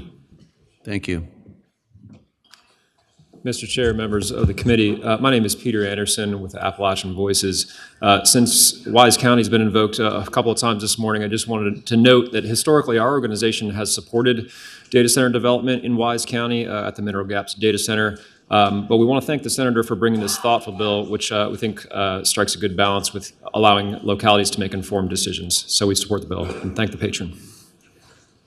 Okay. Questions of the committee? Senator Rome. Mr. Chairman, I'm going to make a motion, speech to the motion. Let me take up Senator Srinivasan first. Thank you, Mr. Chairman. I had a quick question for Senator Rome, actually. Were there some amendments from you, Senator Rome? Were there some amendments from you to the bill? I don't have further amendments on this one. Okay, thank you. Senator Rome. All right, thank you, Mr. Chair. Mr. Chair, the motion I'm going to make is to report the substitute as amended. I'd like to speak to that motion. We need a second. Proceed. There's a motion and a second? No. And a second. Senator Rome. All right, thank you, Mr. Chair. So first, I want to thank my colleague just for bringing forward the legislation, working in good faith with Delegate Thomas and a lot of people. And I see people on both sides of the issue here who have gathered today and spoke in favor. And I also have really enjoyed debating my former colleague again after we got to do that for 6 years. Definitely miss serving with him. But here's the thing that I want to mention with this part. In regard to, hey, if we just turn on natural gas, everything would be just fine right now. Possum Point in Prince William County was supposed to close a long time ago at this point. It is staying online now strictly and entirely and exclusively to deal with data centers that are mostly in my district. That was supposed, in 2003, we were talking about turning that into parks and trails and all the rest of that. And I know that the witness knows very well about all the coal ash issues and everything else that we had over there. The fact that that has stayed on because of this industry is indicative of the fact that we needed to have the Virginia Clean Economy Act in the first place. And that is law. And whether or not the administration agrees with VCEA and other members do, the fact of the matter is we have to abide by the law. It has not changed. And therefore, what the senators brought forward, what the delegates brought forward, and what will eventually come into conference here is something that I think at the very least is trying to figure out how do we deal with this in compliance with existing law, knowing especially that we have divided government right now. And so with that, Mr. Chair, I renew my motion. There's a motion and a second to report the substitute as amended. Clerk, open the roll.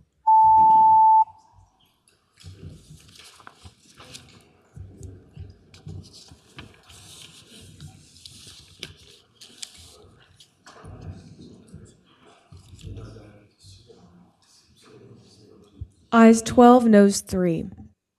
Thank you, Mr. Chairman and members of the committee. All right, that bill reports. All right, Senator Stewart's not bill, so in the room, so Senator Rome, you have two bills. All right, we'll do the citing one since we just had Senator Evans' citing bill. So this is SB 1045. So, Mr. Chairman, members of the committee, SB 1045 is a bill that would define data centers as industrial use in zoning ordinances and would apply this definition to applications filed on or after July 1st, 2025, which means that this does not affect the existing applications that are there. This does not affect the existing buildings that are there. This is for after July 1st, 2025. This definition would provide clarity for localities as the JLARC report data centers in Virginia that was published this last December stated that, quote, some localities have zoned industrial areas next to residential areas, even though land use principles state that industrial use and residential uses should not be zoned next to each other.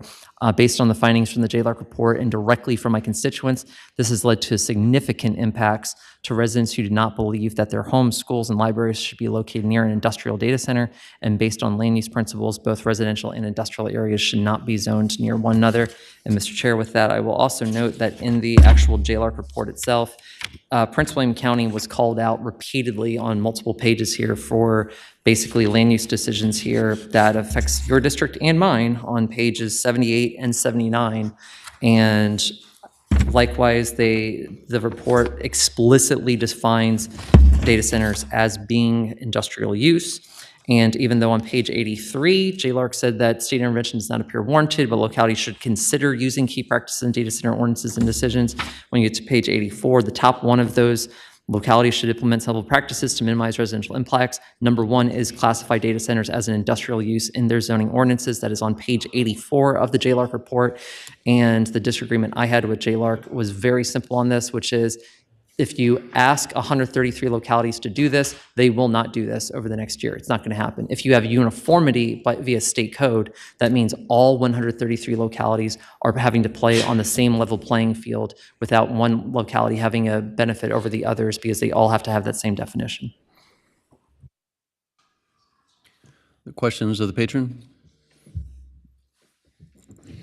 Those in opposition to Senate Bill, Senator Sturtevant. Thank you, Mr. Chairman. Just a question for the patron. So as I understand it, a data center can only be approved if the site has already been rezoned for industrial use. Is that not something that has to happen already, if I'm correctly understanding the bill and the situation? Mr. Chair, I would, thank you, Mr. Chairman. Mr. Chair, I would actually defer to the JLARC report itself, in which it notes, and I'll read right from it, quote, data centers have sometimes been built too close to residential and other sensitive areas because local zoning ordinances did not consider them to be industrial use. And then it goes on and gives a number of situations where that came up. Follow-up question, Mr. Chair. Senator Sturtevant. So are there situations where data centers are being sited on, I guess it would have to be commercial zoned property at that point? I mean, it's not being sited on residential, I assume. So, Senator Rowe. actually, Mr. Chairman, I would tell the senator he might be surprised to read on page 79. For example, until 2021, Fairfax considered a data center to be a telecommunications facility, which allowed data centers to be built in areas zoned for residential and office uses. Loudoun originally treated data centers as an office use and continues to allow by right data center development in areas zoned for office uses in some parts of the county. And finally, in addition, some localities have zoned industrial areas next to residential areas on their zoning maps, even though land use principles state that industrial uses are ideally separated from residential uses by buffers such as commercial zones, and at which point it actually then specifically names a project that is in the chairman's district. Any follow-up questions? Those in opposition to Senate Bill 1045.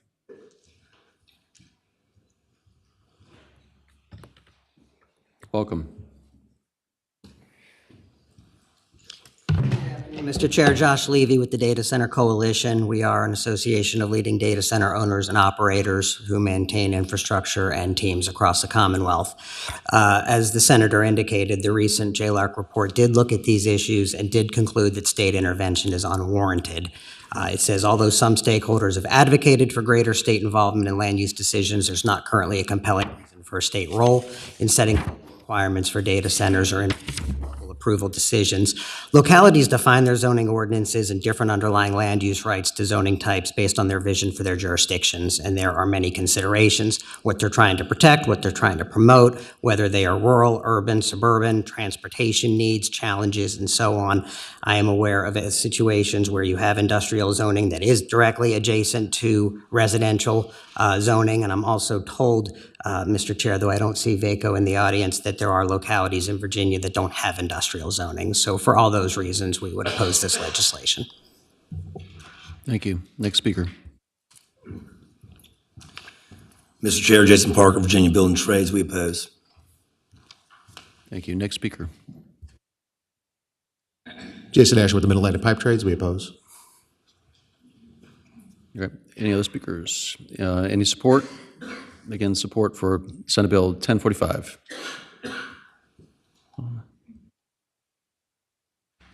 Welcome. Mr. Speaker, members of the committee, I'm Carolyn Hindle with Chesapeake Climate Action Network Action Fund. We would like to support the bill and thank the senator for her work on this issue. We believe that industrial data centers should be sited in industrial areas that are built to handle the water and energy infrastructure that accompanies it, and where it will not have negative impacts on the health of Virginians and the environment around it. Thank you. Thank you. Welcome. Good morning again, Chairman and members of the committee. Kyle Hart, National Parks Conservation Association. First and foremost, we support this bill. I do want to sort of thank the patron for carrying this legislation. As she pointed out at the beginning of this conversation, JLARC made it very clear that data centers are industrial use. One of the things that I think often gets left out of this conversation is the construction impacts of data centers. What we're seeing right now are projects that are taking multiple years to complete. and they are in fact being planned and built right next to residential. And you see 7 days a week, heavy construction, jackhammering, cranes. And then after construction, of course, you have noted instances of noise complaints from data centers. The Washington Post and others have covered this extensively. And then finally, I think also of importance is the existence of the diesel generators that are on site, and those being directly next to parks, schools, and homes is a serious problem. And I think the JLARC report made it very clear, as have extensive news articles on this, that this is occurring and it's a problem. And so for those reasons, we support the bill. Thank you. Thank you. Welcome. Mr. Chairman, members of the subcommittee, Rachel Henley with Virginia Farm Bureau, and we are in support of the bill. Thank you. Thank you. Welcome. Mr. Chairman, members of the committee, Coalition for Smarter Growth, we concur with the comments you just heard from the National Parks Conservation Association and support the bill. Thank you. Thank you. And online. Please turn on your camera, state your name, and support. Julie Bolthouse, please unmute and begin your testimony. Julie Bolthouse with Piedmont Environmental Council. I just want to thank the senator for bringing this important bill forward. It does reflect the recommendations made by JLARC, and as a host of the JLARC committee, driving them around on the tour to show them some of the sites and the mistakes that have been made in the planning process. I really appreciate them putting this forward in their report and for the senator addressing it in this bill. Thank you. And we support it. Thank you. Next speaker. Christopher Miller, please turn on your camera, unmute, and begin your testimony. I'm Chris Miller. I'm president of the Piedmont Environmental Council. Julie's already indicated our support. I would just add the presence of these industrial uses also attracts heavy infrastructure, and all over the Commonwealth, we're now dealing with 500 kV, 230 kV transmission and substations directly adjacent to residential neighborhoods. And that's an inappropriate conflict, and that's why this needs to be moved forward. Thank you. Thank you. Any others online? Okay. Questions of the committee. Senator Pekarsky. Thank you, Mr. Chair. I have a question for the patron. Proceed. Thank you, Mr. Chair. I was wondering if the patron could speak to the criteria of what constitutes industrial use and if that is the same in every locality? Senator Rome. So, Mr. Chair, I would tell the senator in this that, number one, not only would that actually be part of the definition here that we actually end up having in the JLARC report, where they specifically talk about an industrial scale of data centers makes them largely incompatible with residential use. While the report itself does not use the definition of industrial, there should be the common understanding that we are dealing with very basically, on one hand, high energy use, and on the other hand, that you're going to have something that's continuous and ongoing in that field. That said, if we do have someone who can speak to the code on that, maybe Mr. Sharp, if there's a definition in the state code. Mr. Chair, I'm not aware of any state definition. Each locality is free to define that as they wish in their zoning ordinance. And this would still give localities flexibility to define an industrial use or which uses are considered industrial uses in their zoning ordinance. And Mr. Chair, I would add to that, thank you, Mr. Chair. And finally, I would add to that, especially after hearing one of the comments, that for localities, if they do not have a current industrial zone, this says, hey, look, beginning July 1st of this year, if you want a data center, then you're going to have an industrial zone. They have time. And right now it's January. They've got plenty of time to adjust to that reality if this bill were to pass. Senator Pekarsky, follow up.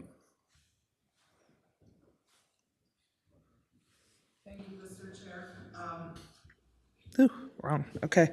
Yes, follow up. So then I would ask the patron, there's nothing, I think we just heard, that would preclude a locality from just changing the name of what constitutes an industrial, yeah. Senator Rome.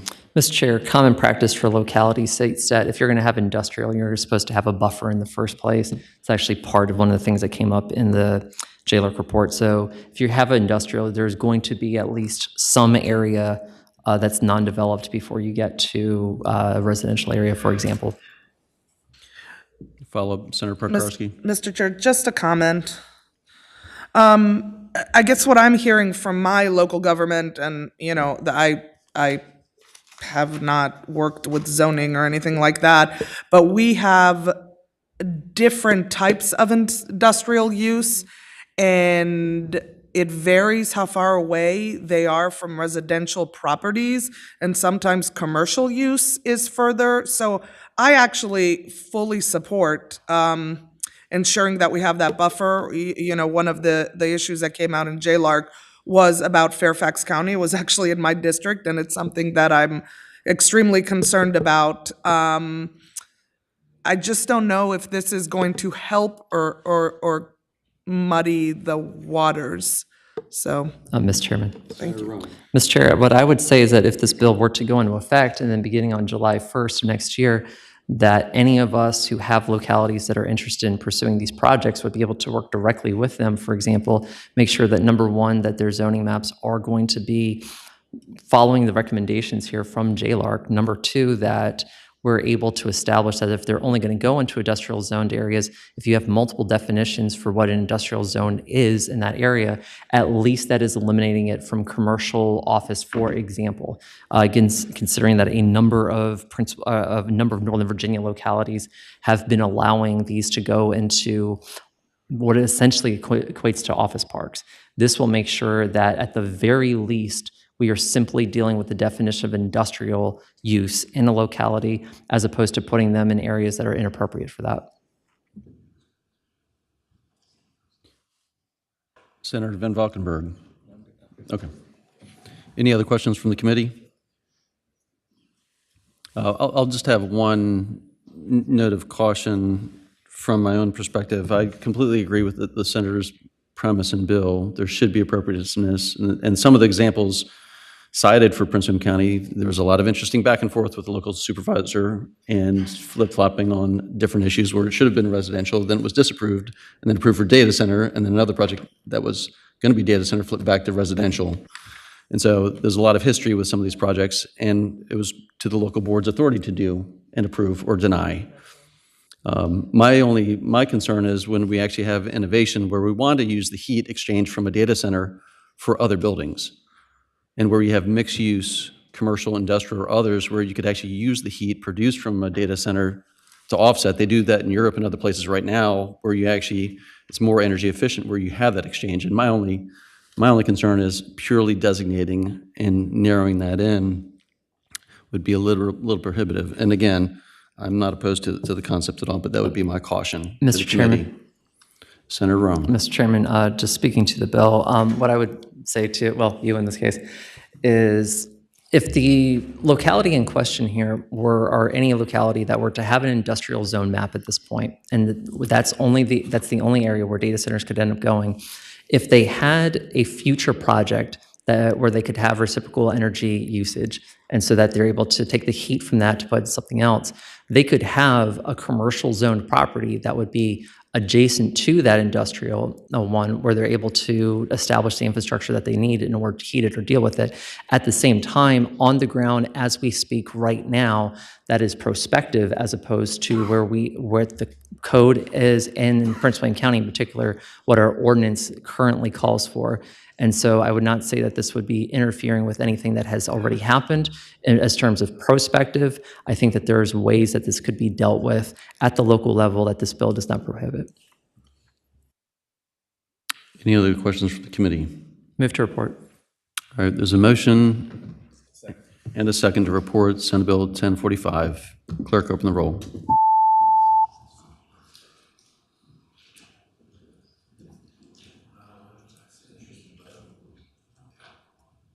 Ayes 5, noes 10.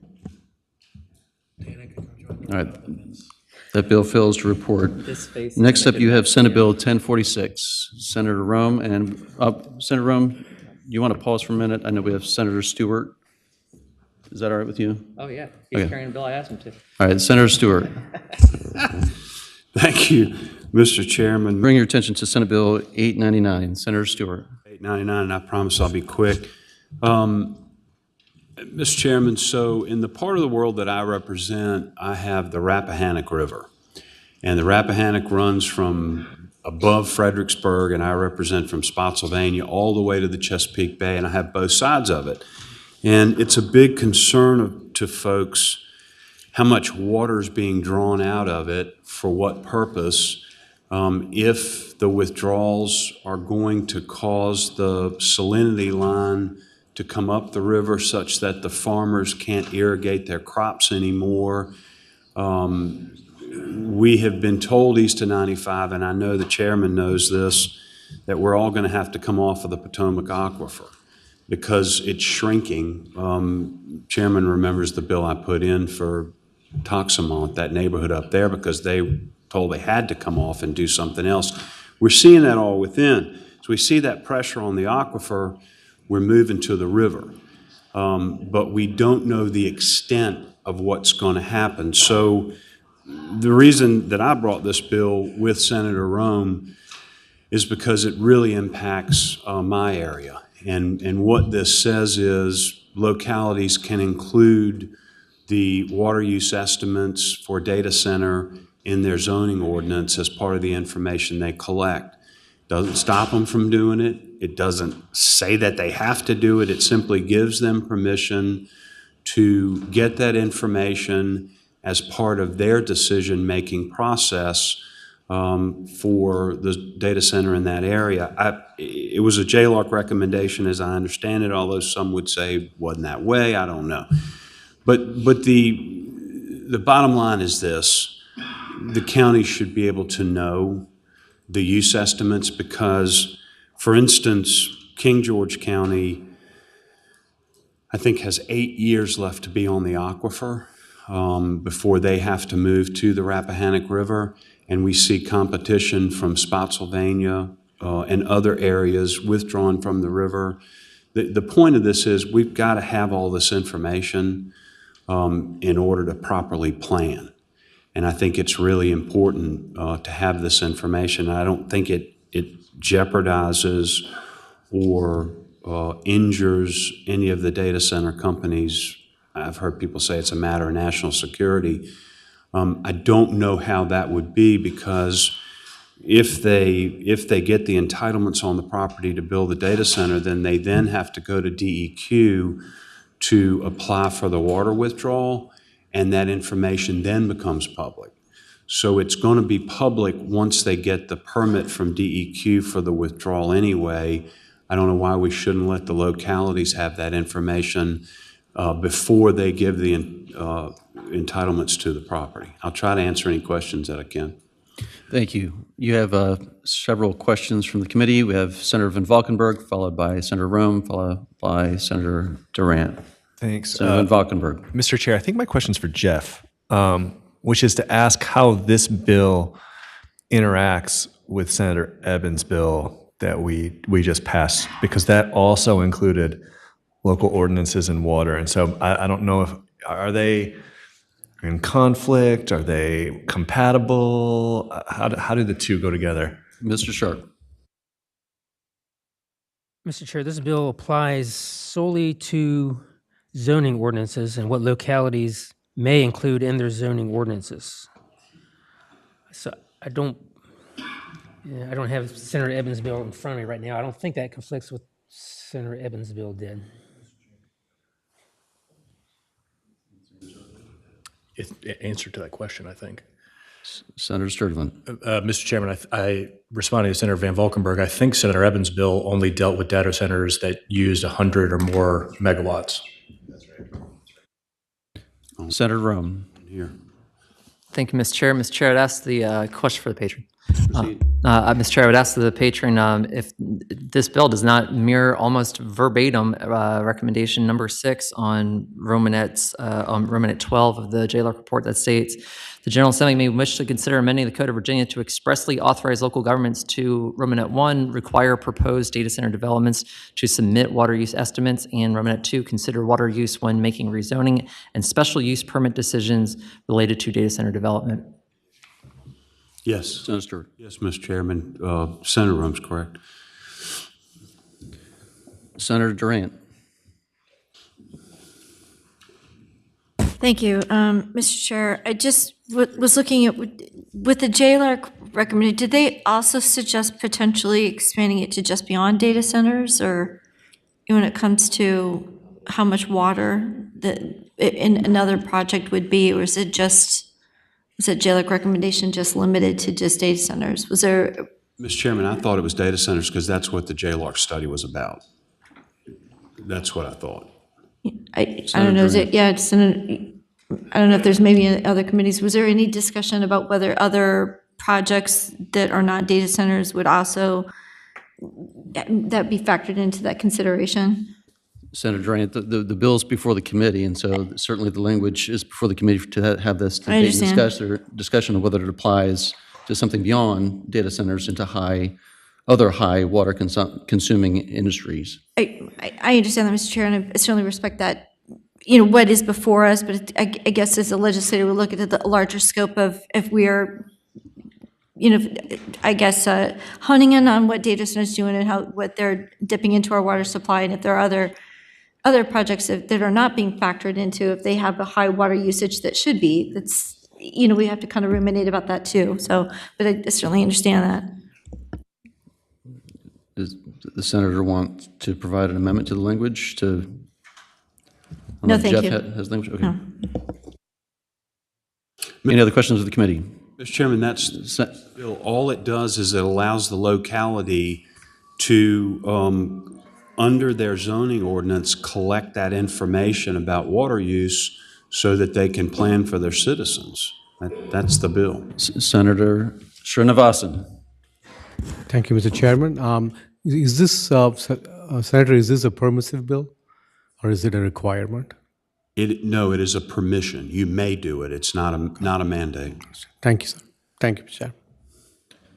So I have two questions of the patron before we take other support and opposition, if that's all right. I guess two things looking at, to follow up on Senator Durant's question, is you have been very involved in aqueduct issues, and we've been tracking this together for quite some time and serving on the Bay, and we see a large macro position.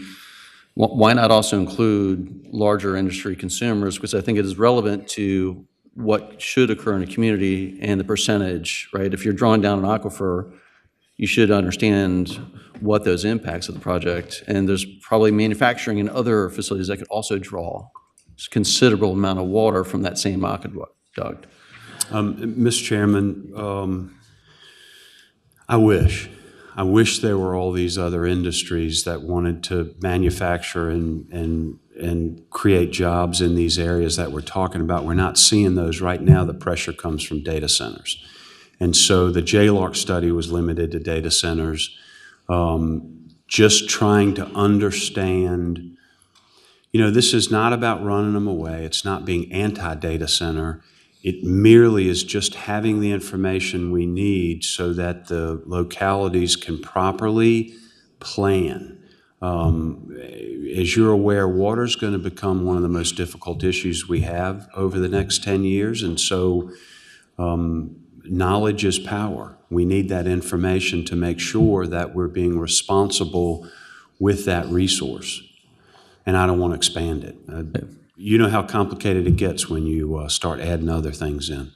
Thank you. All right, we're going to go ahead and take opposition and support, and then we'll do follow up with the committee. Those in opposition to Senate Bill 899, please come forward.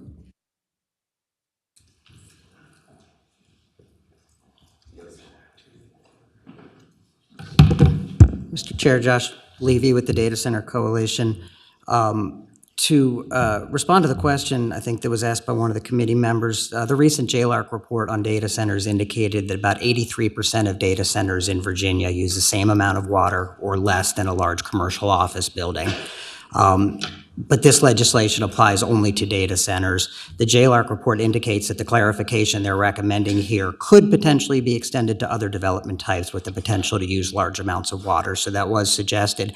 The concern is, If a locality has direction that they may ask data centers only about their water use and projected water use, and those projects get denied based on the water use, the next use that comes in does not have to disclose. There's no requirement that they would have to talk about their water usage, and they might wind up using even more water than the data center that had applied initially. So it would seem to put data center projects in this one-way discussion in terms of the amount of water they would use, and then potentially you have additional industries that come in, take those same parcels, utilize more water. So we would certainly suggest that limiting this bill to data centers does not provide localities with a complete tool or a complete picture, and by specifically saying data centers, one could argue you're excluding them from asking those other uses. Bill also would provide local authority in decision-making where an existing landowner has existing private water rights and are seeking to rezone. The locality doesn't have any authority over existing private water rights, but they would be in a position to make a decision on that land use application based on that. For example, Southwest Virginia is trying to use reclaimed mine water to try and bring data center development down there. Not something within local purview, but certainly something that would come into play under this legislation. We'd ask you to vote against this bill. Thank you, sir. Thank you. Senator Van Valkenburg, you have a question? Yeah, maybe it's for you, maybe it's not. Is there anything stopping a locality from doing this right now? No, it's not listed. Mr. Chairman, Senator Stewart. answer that question that I think we're a Dillon rule state, and so localities have to have permission in order to do things. They can't just do what permission. Senator Van Valkenburg. Follow up. Localities don't take any of these types of things into account with any of their projects right now around utilities and around water at all? Mr. Chairman. Senator Stewart. I don't believe they're allowed to. If the gentleman would look at the bill, the very beginning of the bill, this is what's allowed to be in your zoning ordinance.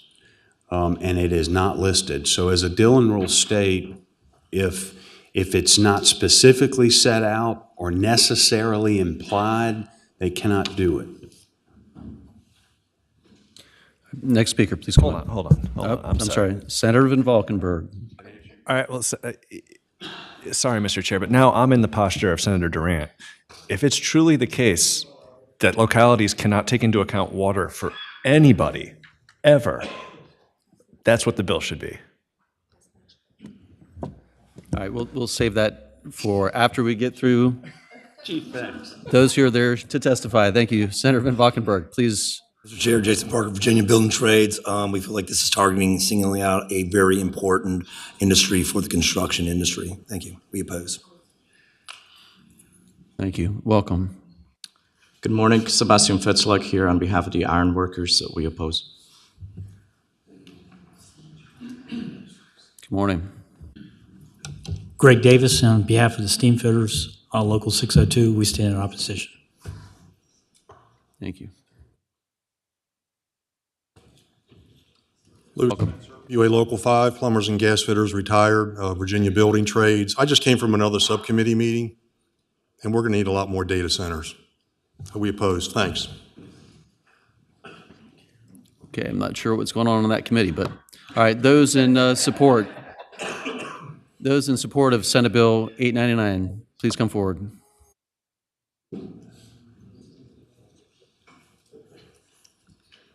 Mr. Chairman, members of the subcommittee, I'll be brief. Rachel Henley with Virginia Farm Bureau, we're in support and thank the patron for bringing forward.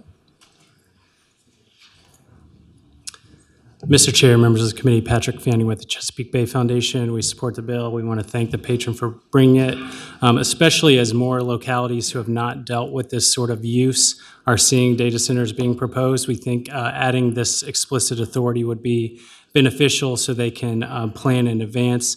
And to one of the questions that was raised about other uses not being required to account for water usage, I would say more often than not, especially for something like an industrial use, those users would have their own either groundwater or surface water withdrawal that would be regulated by the State Department of Environmental Quality. Thank you. Thank you. Welcome.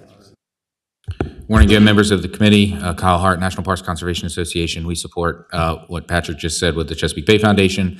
I think to kind of one other point, as the senator has mentioned out, and we thank him for carrying this bill, The JLARC report was about data centers. It's very clear that data centers are the only industry completely changing the face of Virginia as we know it, and therefore we think this bill is important as written. Thank you. Thank you. Welcome. Mr. Chair, members of the committee, Peter Anderson with Appalachian Voices. We would associate ourselves with the comments of the Chesapeake Bay Foundation in support of the bill and just reiterate that we support the responsible siting and development of data centers. Thank the patron. Great. Thank you so much. And online. Panayotis Giannakouros, please unmute and begin your testimony.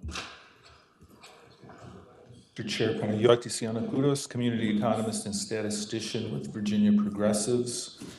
Harrisonburg, which is about to undergo a zoning rewrite, uses 5 billion gallons of water, half of that non-residential, half a billion gallons is 3 poultry operations.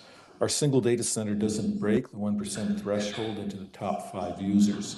I have long advocated that we should separate our pristine drinking water from our industrial water. We now have seen that federal infrastructure funding was possible to do this and to have compensated Richmond to catch up on its deferred maintenance had we known to plan for it. We thus support this bill and hope it could eventually be expanded to include drinking water quality and expanded to cover all large non-residential water uses. Again, we support. Thank you, Mr. Chair.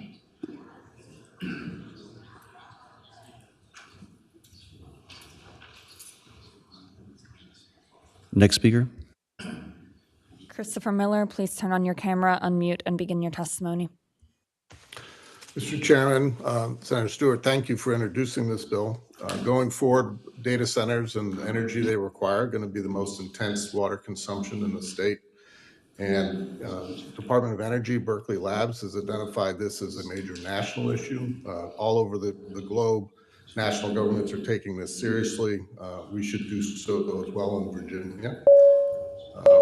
Other states, South Carolina, Georgia, Arizona, California, have recognized this is one of the biggest consumptive uses of water. And we need to know before we make decisions on the land use just how much our water resources are going to be put at risk. Thank you. Next speaker.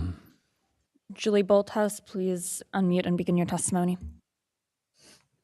Julie Bolthouse with Piedmont Environmental Council.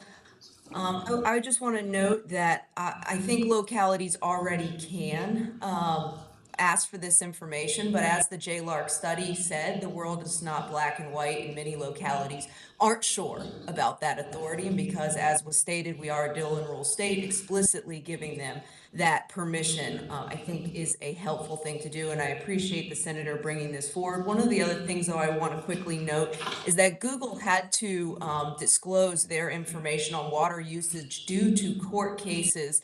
So that national security concern, I think, is somewhat questionable due to that court case requiring them to disclose that information. In fact, that information showed that 3 out of 15 of Google's highest water consuming data centers are here in Virginia in Loudoun County. Thank you.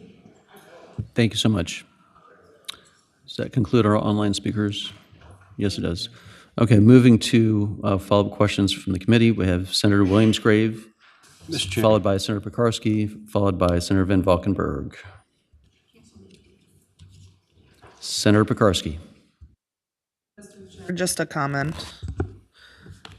Okay, thank you. I just wanted to also confirm what the speaker just said over virtual, that I know my locality already does this, so bless you. So I guess the best part about this bill is that it's permissive, but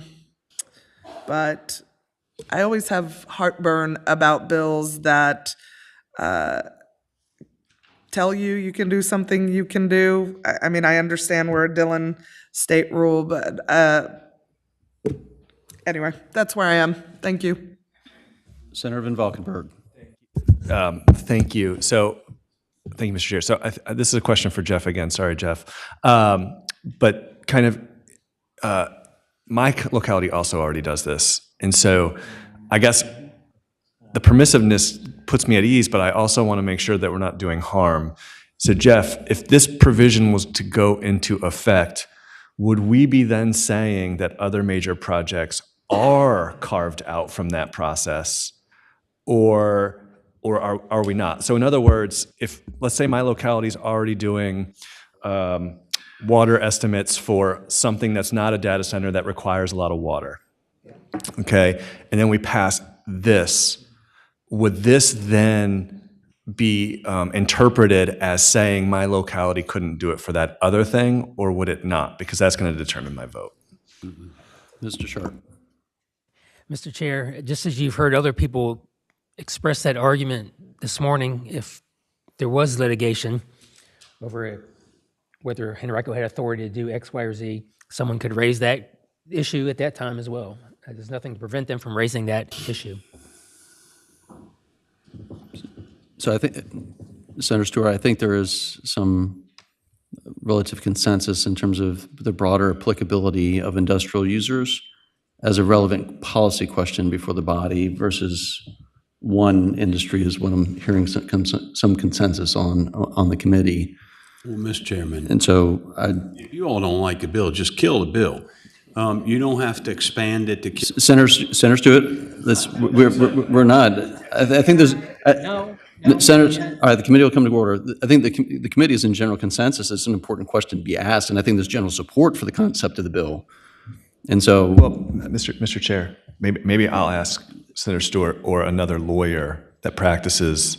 I won't ask Stanley though, about how courts generally interpret that type of law. Right? Does that, because I know enough to be dangerous, but not enough to be knowledgeable here. How would the Virginia courts interpret us explicitly putting that language in there? Do you think it could potentially do harm to if my locality is doing this for somebody else?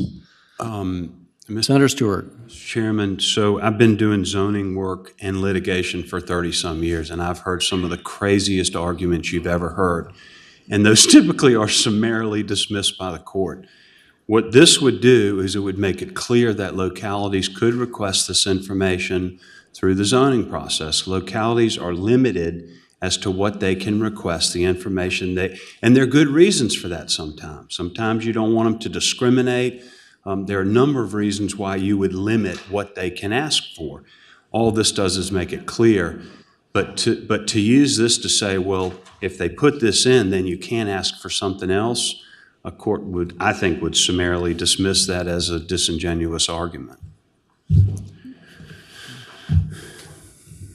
Senator Stewart, I think you started off with the Dillon Rule State, and I'm not sure that line of discussion resolves that conflict. Well, the senator from Western Prince William has a very high consumer, and her district that I used to have, I think it's still very relevant to ask about the industries that are happening, of whether or not those water resources should go to, whether it's housing or whether it's industrial uses, and what the adequacy of supply. I equate this discussion almost to, I hate to use the P word today, but the proffers debate and discussion that the senator also well knows we had for many years on what are the public resources that can be applied. Adequate public facilities. Adequate public facilities. And I think this is a key question, and the senator is also, yes, Mr. Chairman. Real quick, there's also one element that I think is critical to your issue in this bill around water, is you're saying all water, and I'm cautioned that we have private water rights in Southwest Virginia in a coal mine, for instance, that is not pertinent or relevant. If they have private water rights in a reclaimed mine that is not being used by the public, why should that be germane to the locality? Would the senator consider a friendly amendment to limit that to say on, I guess it would be line 170, significant public water resources? That way it's public water resources, whether it's an aquifer or a municipal system, and not invade on private water rights. I think that's very reasonable. If it's that's the goal here. The natural resources are owned by the citizens for the benefit of the citizens. I don't know how you classify mine water. I really don't. I would think it's groundwater or surface water, but that is not the issue that we're affected with right now. We're talking about the aquifer and the rivers on the eastern side of the state. Mr. Chair, move to adopt the amendment. There's a motion and a second to adopt the amendment to narrow the language down to significant public water resources. That way it doesn't invade on private water rights. Line 170. I'm sorry, it'd be on 168. 167.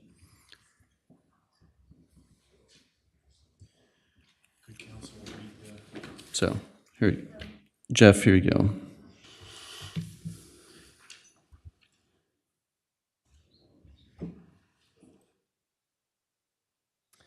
So I'm going to just read the whole paragraph, and then the chair can correct me if I don't quite hit his point. 17, provisions for one, requiring proposed data center developments to submit data center developments that may impact public water supply due to reliance on significant public water resources to submit water use estimates.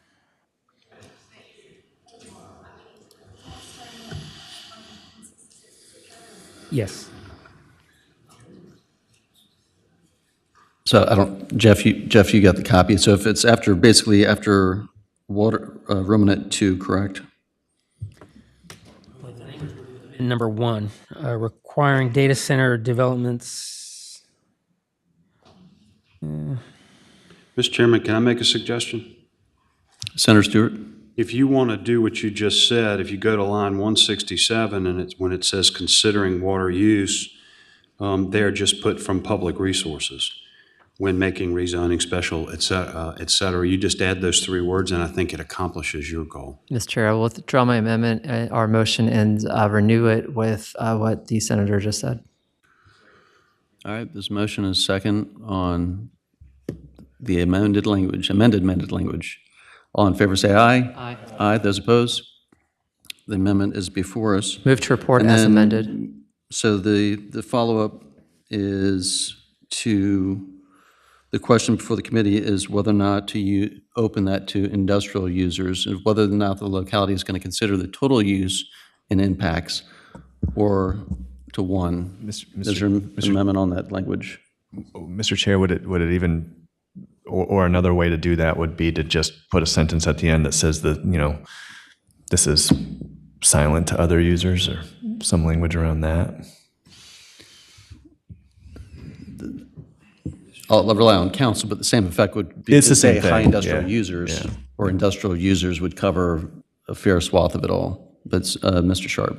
Mr. Chairman, I mean, obviously it's the will of the committee, but let me just say this. Most of us are not trying to stop data centers. The frustration of our constituents is the fact that they just operate in the dark largely. That's the feeling of the people in the areas where they're operating. And I'm a little bit struck, Josh, as much as I respecting, arguing that we should keep this information sealed still. If people knew a little more, I think they'd be less afraid, because the reality is some of these, with the technology they have, really only use potable water for drinking in bathrooms, and they're not using a gazillion gallons. Some of these are using purple pipe water for all of their cooling. The technology has advanced such that they don't use it as much anymore. So, the data center folks are looking at this as if I'm trying to hurt them, but I really believe that when the public has information, everybody makes better decisions, because there's a lot of fear of the unknown. And that's what we've been dealing with, is the fear of the unknown. And this is just a small thing, so they know that they're going to have drinking water at the end of the day and somebody else is going to use it up. That's all we're trying to do, because there is a big proliferation of data centers in the Commonwealth. Yeah, I don't think we have those challenges. The other, Mr. Chair. Senator Van Valkenburg. Yeah, I totally get where the senator's coming from, but my gentle pushback would just be that a lot of localities aren't having that problem because they already are doing it in a public way and getting that information. And I just want to make sure that we're not doing harm to their ability to look at the water uses of others. And that's all. I mean, because I you know what I'm saying? Like, that's my only gentle pushback. Senator Van Valkenburg, is that an amendment to resolve that issue, which I think I would also be supportive of? Yeah, sure. Just maybe go to Jeff on how to write it.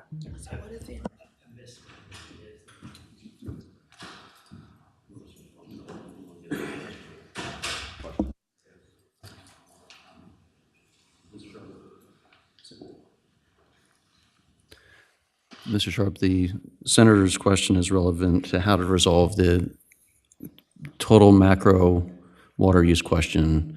And because we're a Dillon Rule state, trying to narrow that down. And so how do you resolve the data center versus industrial question? And are there other ways to do it and still leave data center in as a primary? So what wordsmithing can you do, Mr. Sharp, on the spot on a Monday morning after having no sleep all weekend for working on all these bills? Mr. Chair, we could simply remove the references to data center and insert industrial developments. And then we would also remove the definition of data center since that phrase no longer appeared in the paragraph. So it'd be requiring proposed industrial developments to submit water use estimates and considering water use from public resources when making rezoning and special use permit decisions related to such industrial development. And then strike the following sentence. Senator Van Valkenburg. Senator Sturtevant.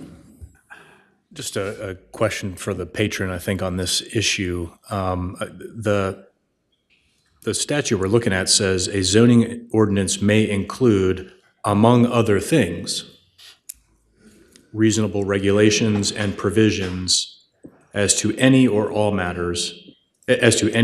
of the following matters. And I think you said you do a fair amount of local zoning regulation and practice and advising of And litigation. local governments on these issues. Specifying this particular issue in this part of the code is not going to exclude localities from assessing water usage in other areas. That's correct. Mr. Chairman. Senator Rome. Mr. Chair, I'll offer an amendment here to deal with the issue at hand, which is on line 17, which is line 166, section 17, strike data center developments and replace with high electrical demand facilities. With what? High electrical demand facilities. It gets into the larger thing that everyone's trying to do while still solving the problem. Is most. Yeah, so. It is defined in other bills that are working through the body. Yeah, so what we could say is for the purposes of this section, high electrical demand facilities means facilities with dedicated substation connected to a transmission line of at least 69 kV. Okay. All right, there's a motion on it, there's an amendment and a second? All right, there's a second, there's a motion and a second on that amendment. Is there discussion on this amendment? Senator Durant. Mr. Chair, do we have that defined in code? So, Mr. Chair, I would tell the senator that's based on a substitute version of a bill that I had put forward last year. It didn't get out of the body, but that's basically that's a definition we had worked out with DLS on a similar related issue that dealt with stormwater as opposed to the stored water. So the position of the amendment would be that Mr. Sharp would need to amend the definition in this vehicle in case the other vehicles are not successful. This definition would need to be added, so with the line amendment. And so that would be the motion. All in favor of the amendment, say aye. Aye. Aye. Those opposed? No. All right, the amendment is before us and properly approved. Mr. Chairman, I move to report as amended. All right, there's a motion and a second to report Senate Bill 899 as amended. Clerk, open the roll.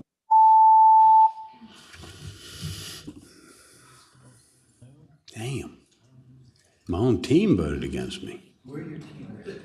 I say, Oh, you voted for me. Thank you. There you go. Thank you. Sorry. Clerk, go ahead and strike the roll. That's right. We're going to correct a proxy vote. So clerk, open the roll.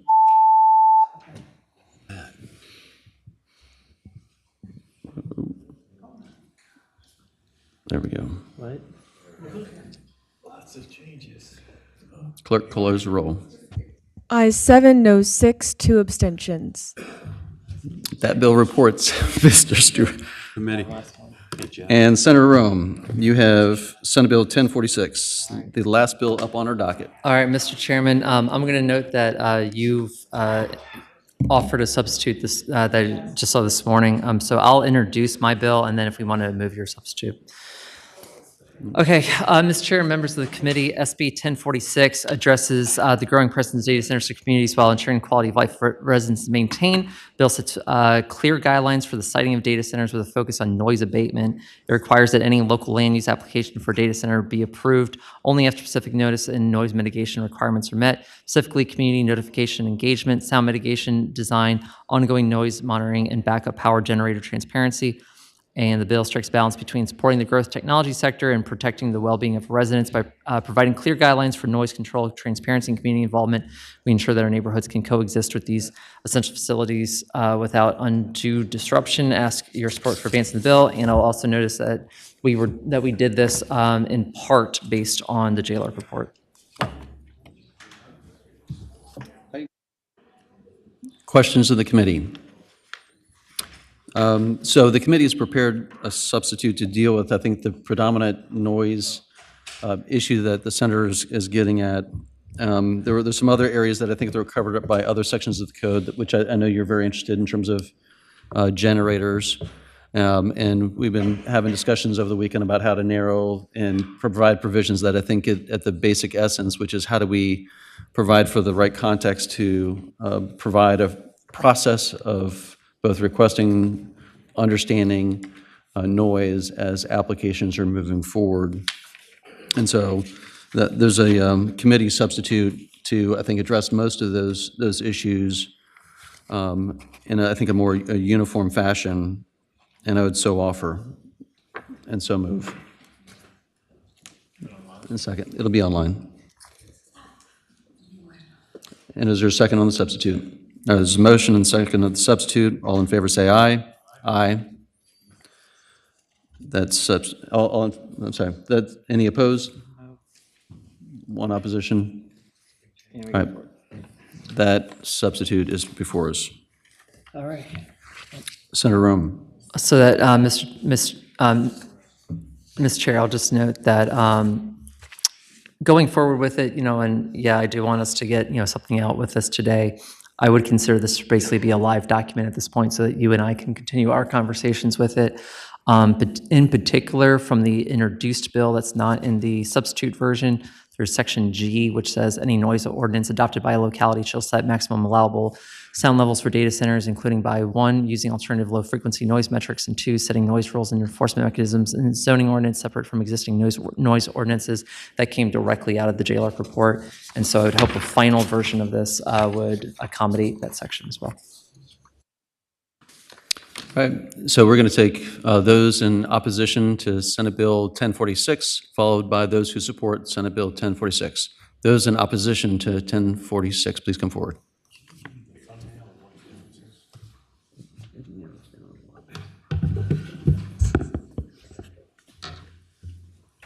Mr. Chair, Josh Levy with the Data Center Coalition. Apologies, I haven't seen the substitute and I'm having difficulty getting online, so I would just speak to the underlying bill, which singles out the data center industry for notification and meeting requirements separate from any other large commercial or industrial use that may be within proximity to the residents. Don't know if that still holds in the substitute or not. Localities can and do hold town halls, sometimes organized by or with developers and sometimes by the locality itself. But this bill lays out a highly prescriptive process and presents significant compliance risk of missing required notifications with some reasonableness or acceptable level of diligence excluded. On the issue of sound, the bill requires data centers do not exceed any ambient sound levels observed in a baseline study of the property. Any development, residential, commercial, or industrial, will cause an increased sound level above pre-existing baselines. It's simply unreasonable to expect that that would not be the case with development. Mr. Chair, I will just, I guess, reserve the remainder of our comments until we have an opportunity to review the substitute. But appreciate your time today. Thank you so much. Next speaker. Mr. Chair, Jason Parker, Virginia Building Trades. I feel like this is a coordinated effort against one industry. It's like death by 1,000 paper cuts. It's a very important industry to the Virginia Building Trades, and we oppose.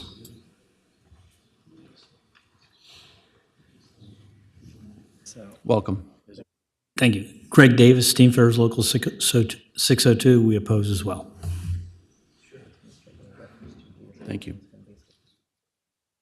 Luke Spencer, UA Local 5, retired plumber, and Secretary Treasurer of the Virginia Building Trades. We oppose the bill. Thank you. Sebastian Fitzlek, Ironworkers, Mid-Atlantic District. We oppose. Thank you.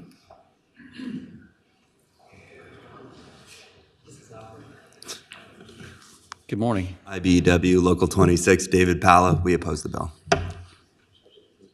Thank you. Those in support of Senate Bill 1046. Good morning. Welcome. Mr. Chairman, members of the committee, Carolyn Hindle with Chesapeake Climate Action Network Action Fund. We support the bill. Thank you.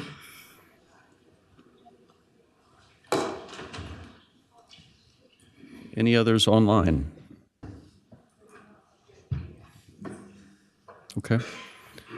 All right, the substitute on Senate Bill 1046 is before the committee. Mr. Chair. Senator Rome. I believe that there needs to be an amendment to one part because someone had raised the issue of data centers being singled out. That is no longer the case in terms of the substitute itself. And so in the one area that was drafted that still included that, I would move to conform that to the way that it was written in section 1. So that'd be an amendment to the substitute on lines 30 and 54 for the same definition of high energy users.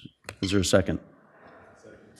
All right, there's a motion and a second for the amendments. All in favor say aye. Aye. Aye. Those opposed? All right, those amendments to the substitute are adopted. Follow-up discussions or questions from the committee? Senator Williams-Graves. Mr. Chair, I have a question. How is this notification process different from what is already being done by localities? Senator Rome. So, Mr. Chair, I would tell the senator in this case that number one, it's a prescriptive process in terms of how anyone who falls under this section of this new section of code would have to engage with residents. And number one, that they would have to actually send out mailings to people in particular area. In this case, in the substitute version versus the original version said within half mile, this says within a quarter mile. Number two, they actually have to have a town hall meeting, basically neighborhood sort of meeting with the residents who are affected in it. And so that is not something that is always required by a commercial developer. Any follow-up from the committee? All right, Senate Bill 1046, substitute as amended, is before the committee. Mr. Chairman, motion is to report substitute as amended. There's a motion and a second. Senator Bagby seconds by proxy. To report the substitute, clerk open the roll.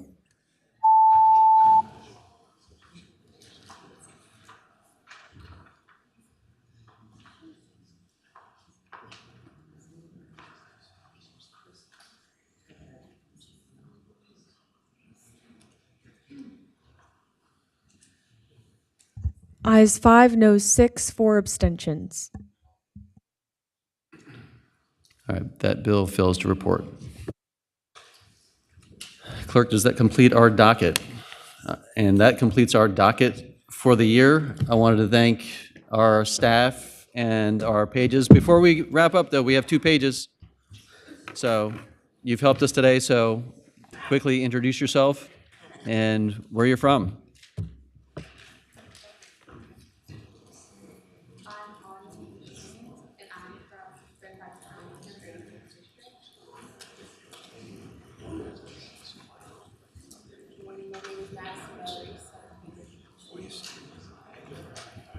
Thank you so much. Thank you all for the work. We have completed our docket, so we will not be meeting next week. And I appreciate everyone's time and attention. Committee will rise.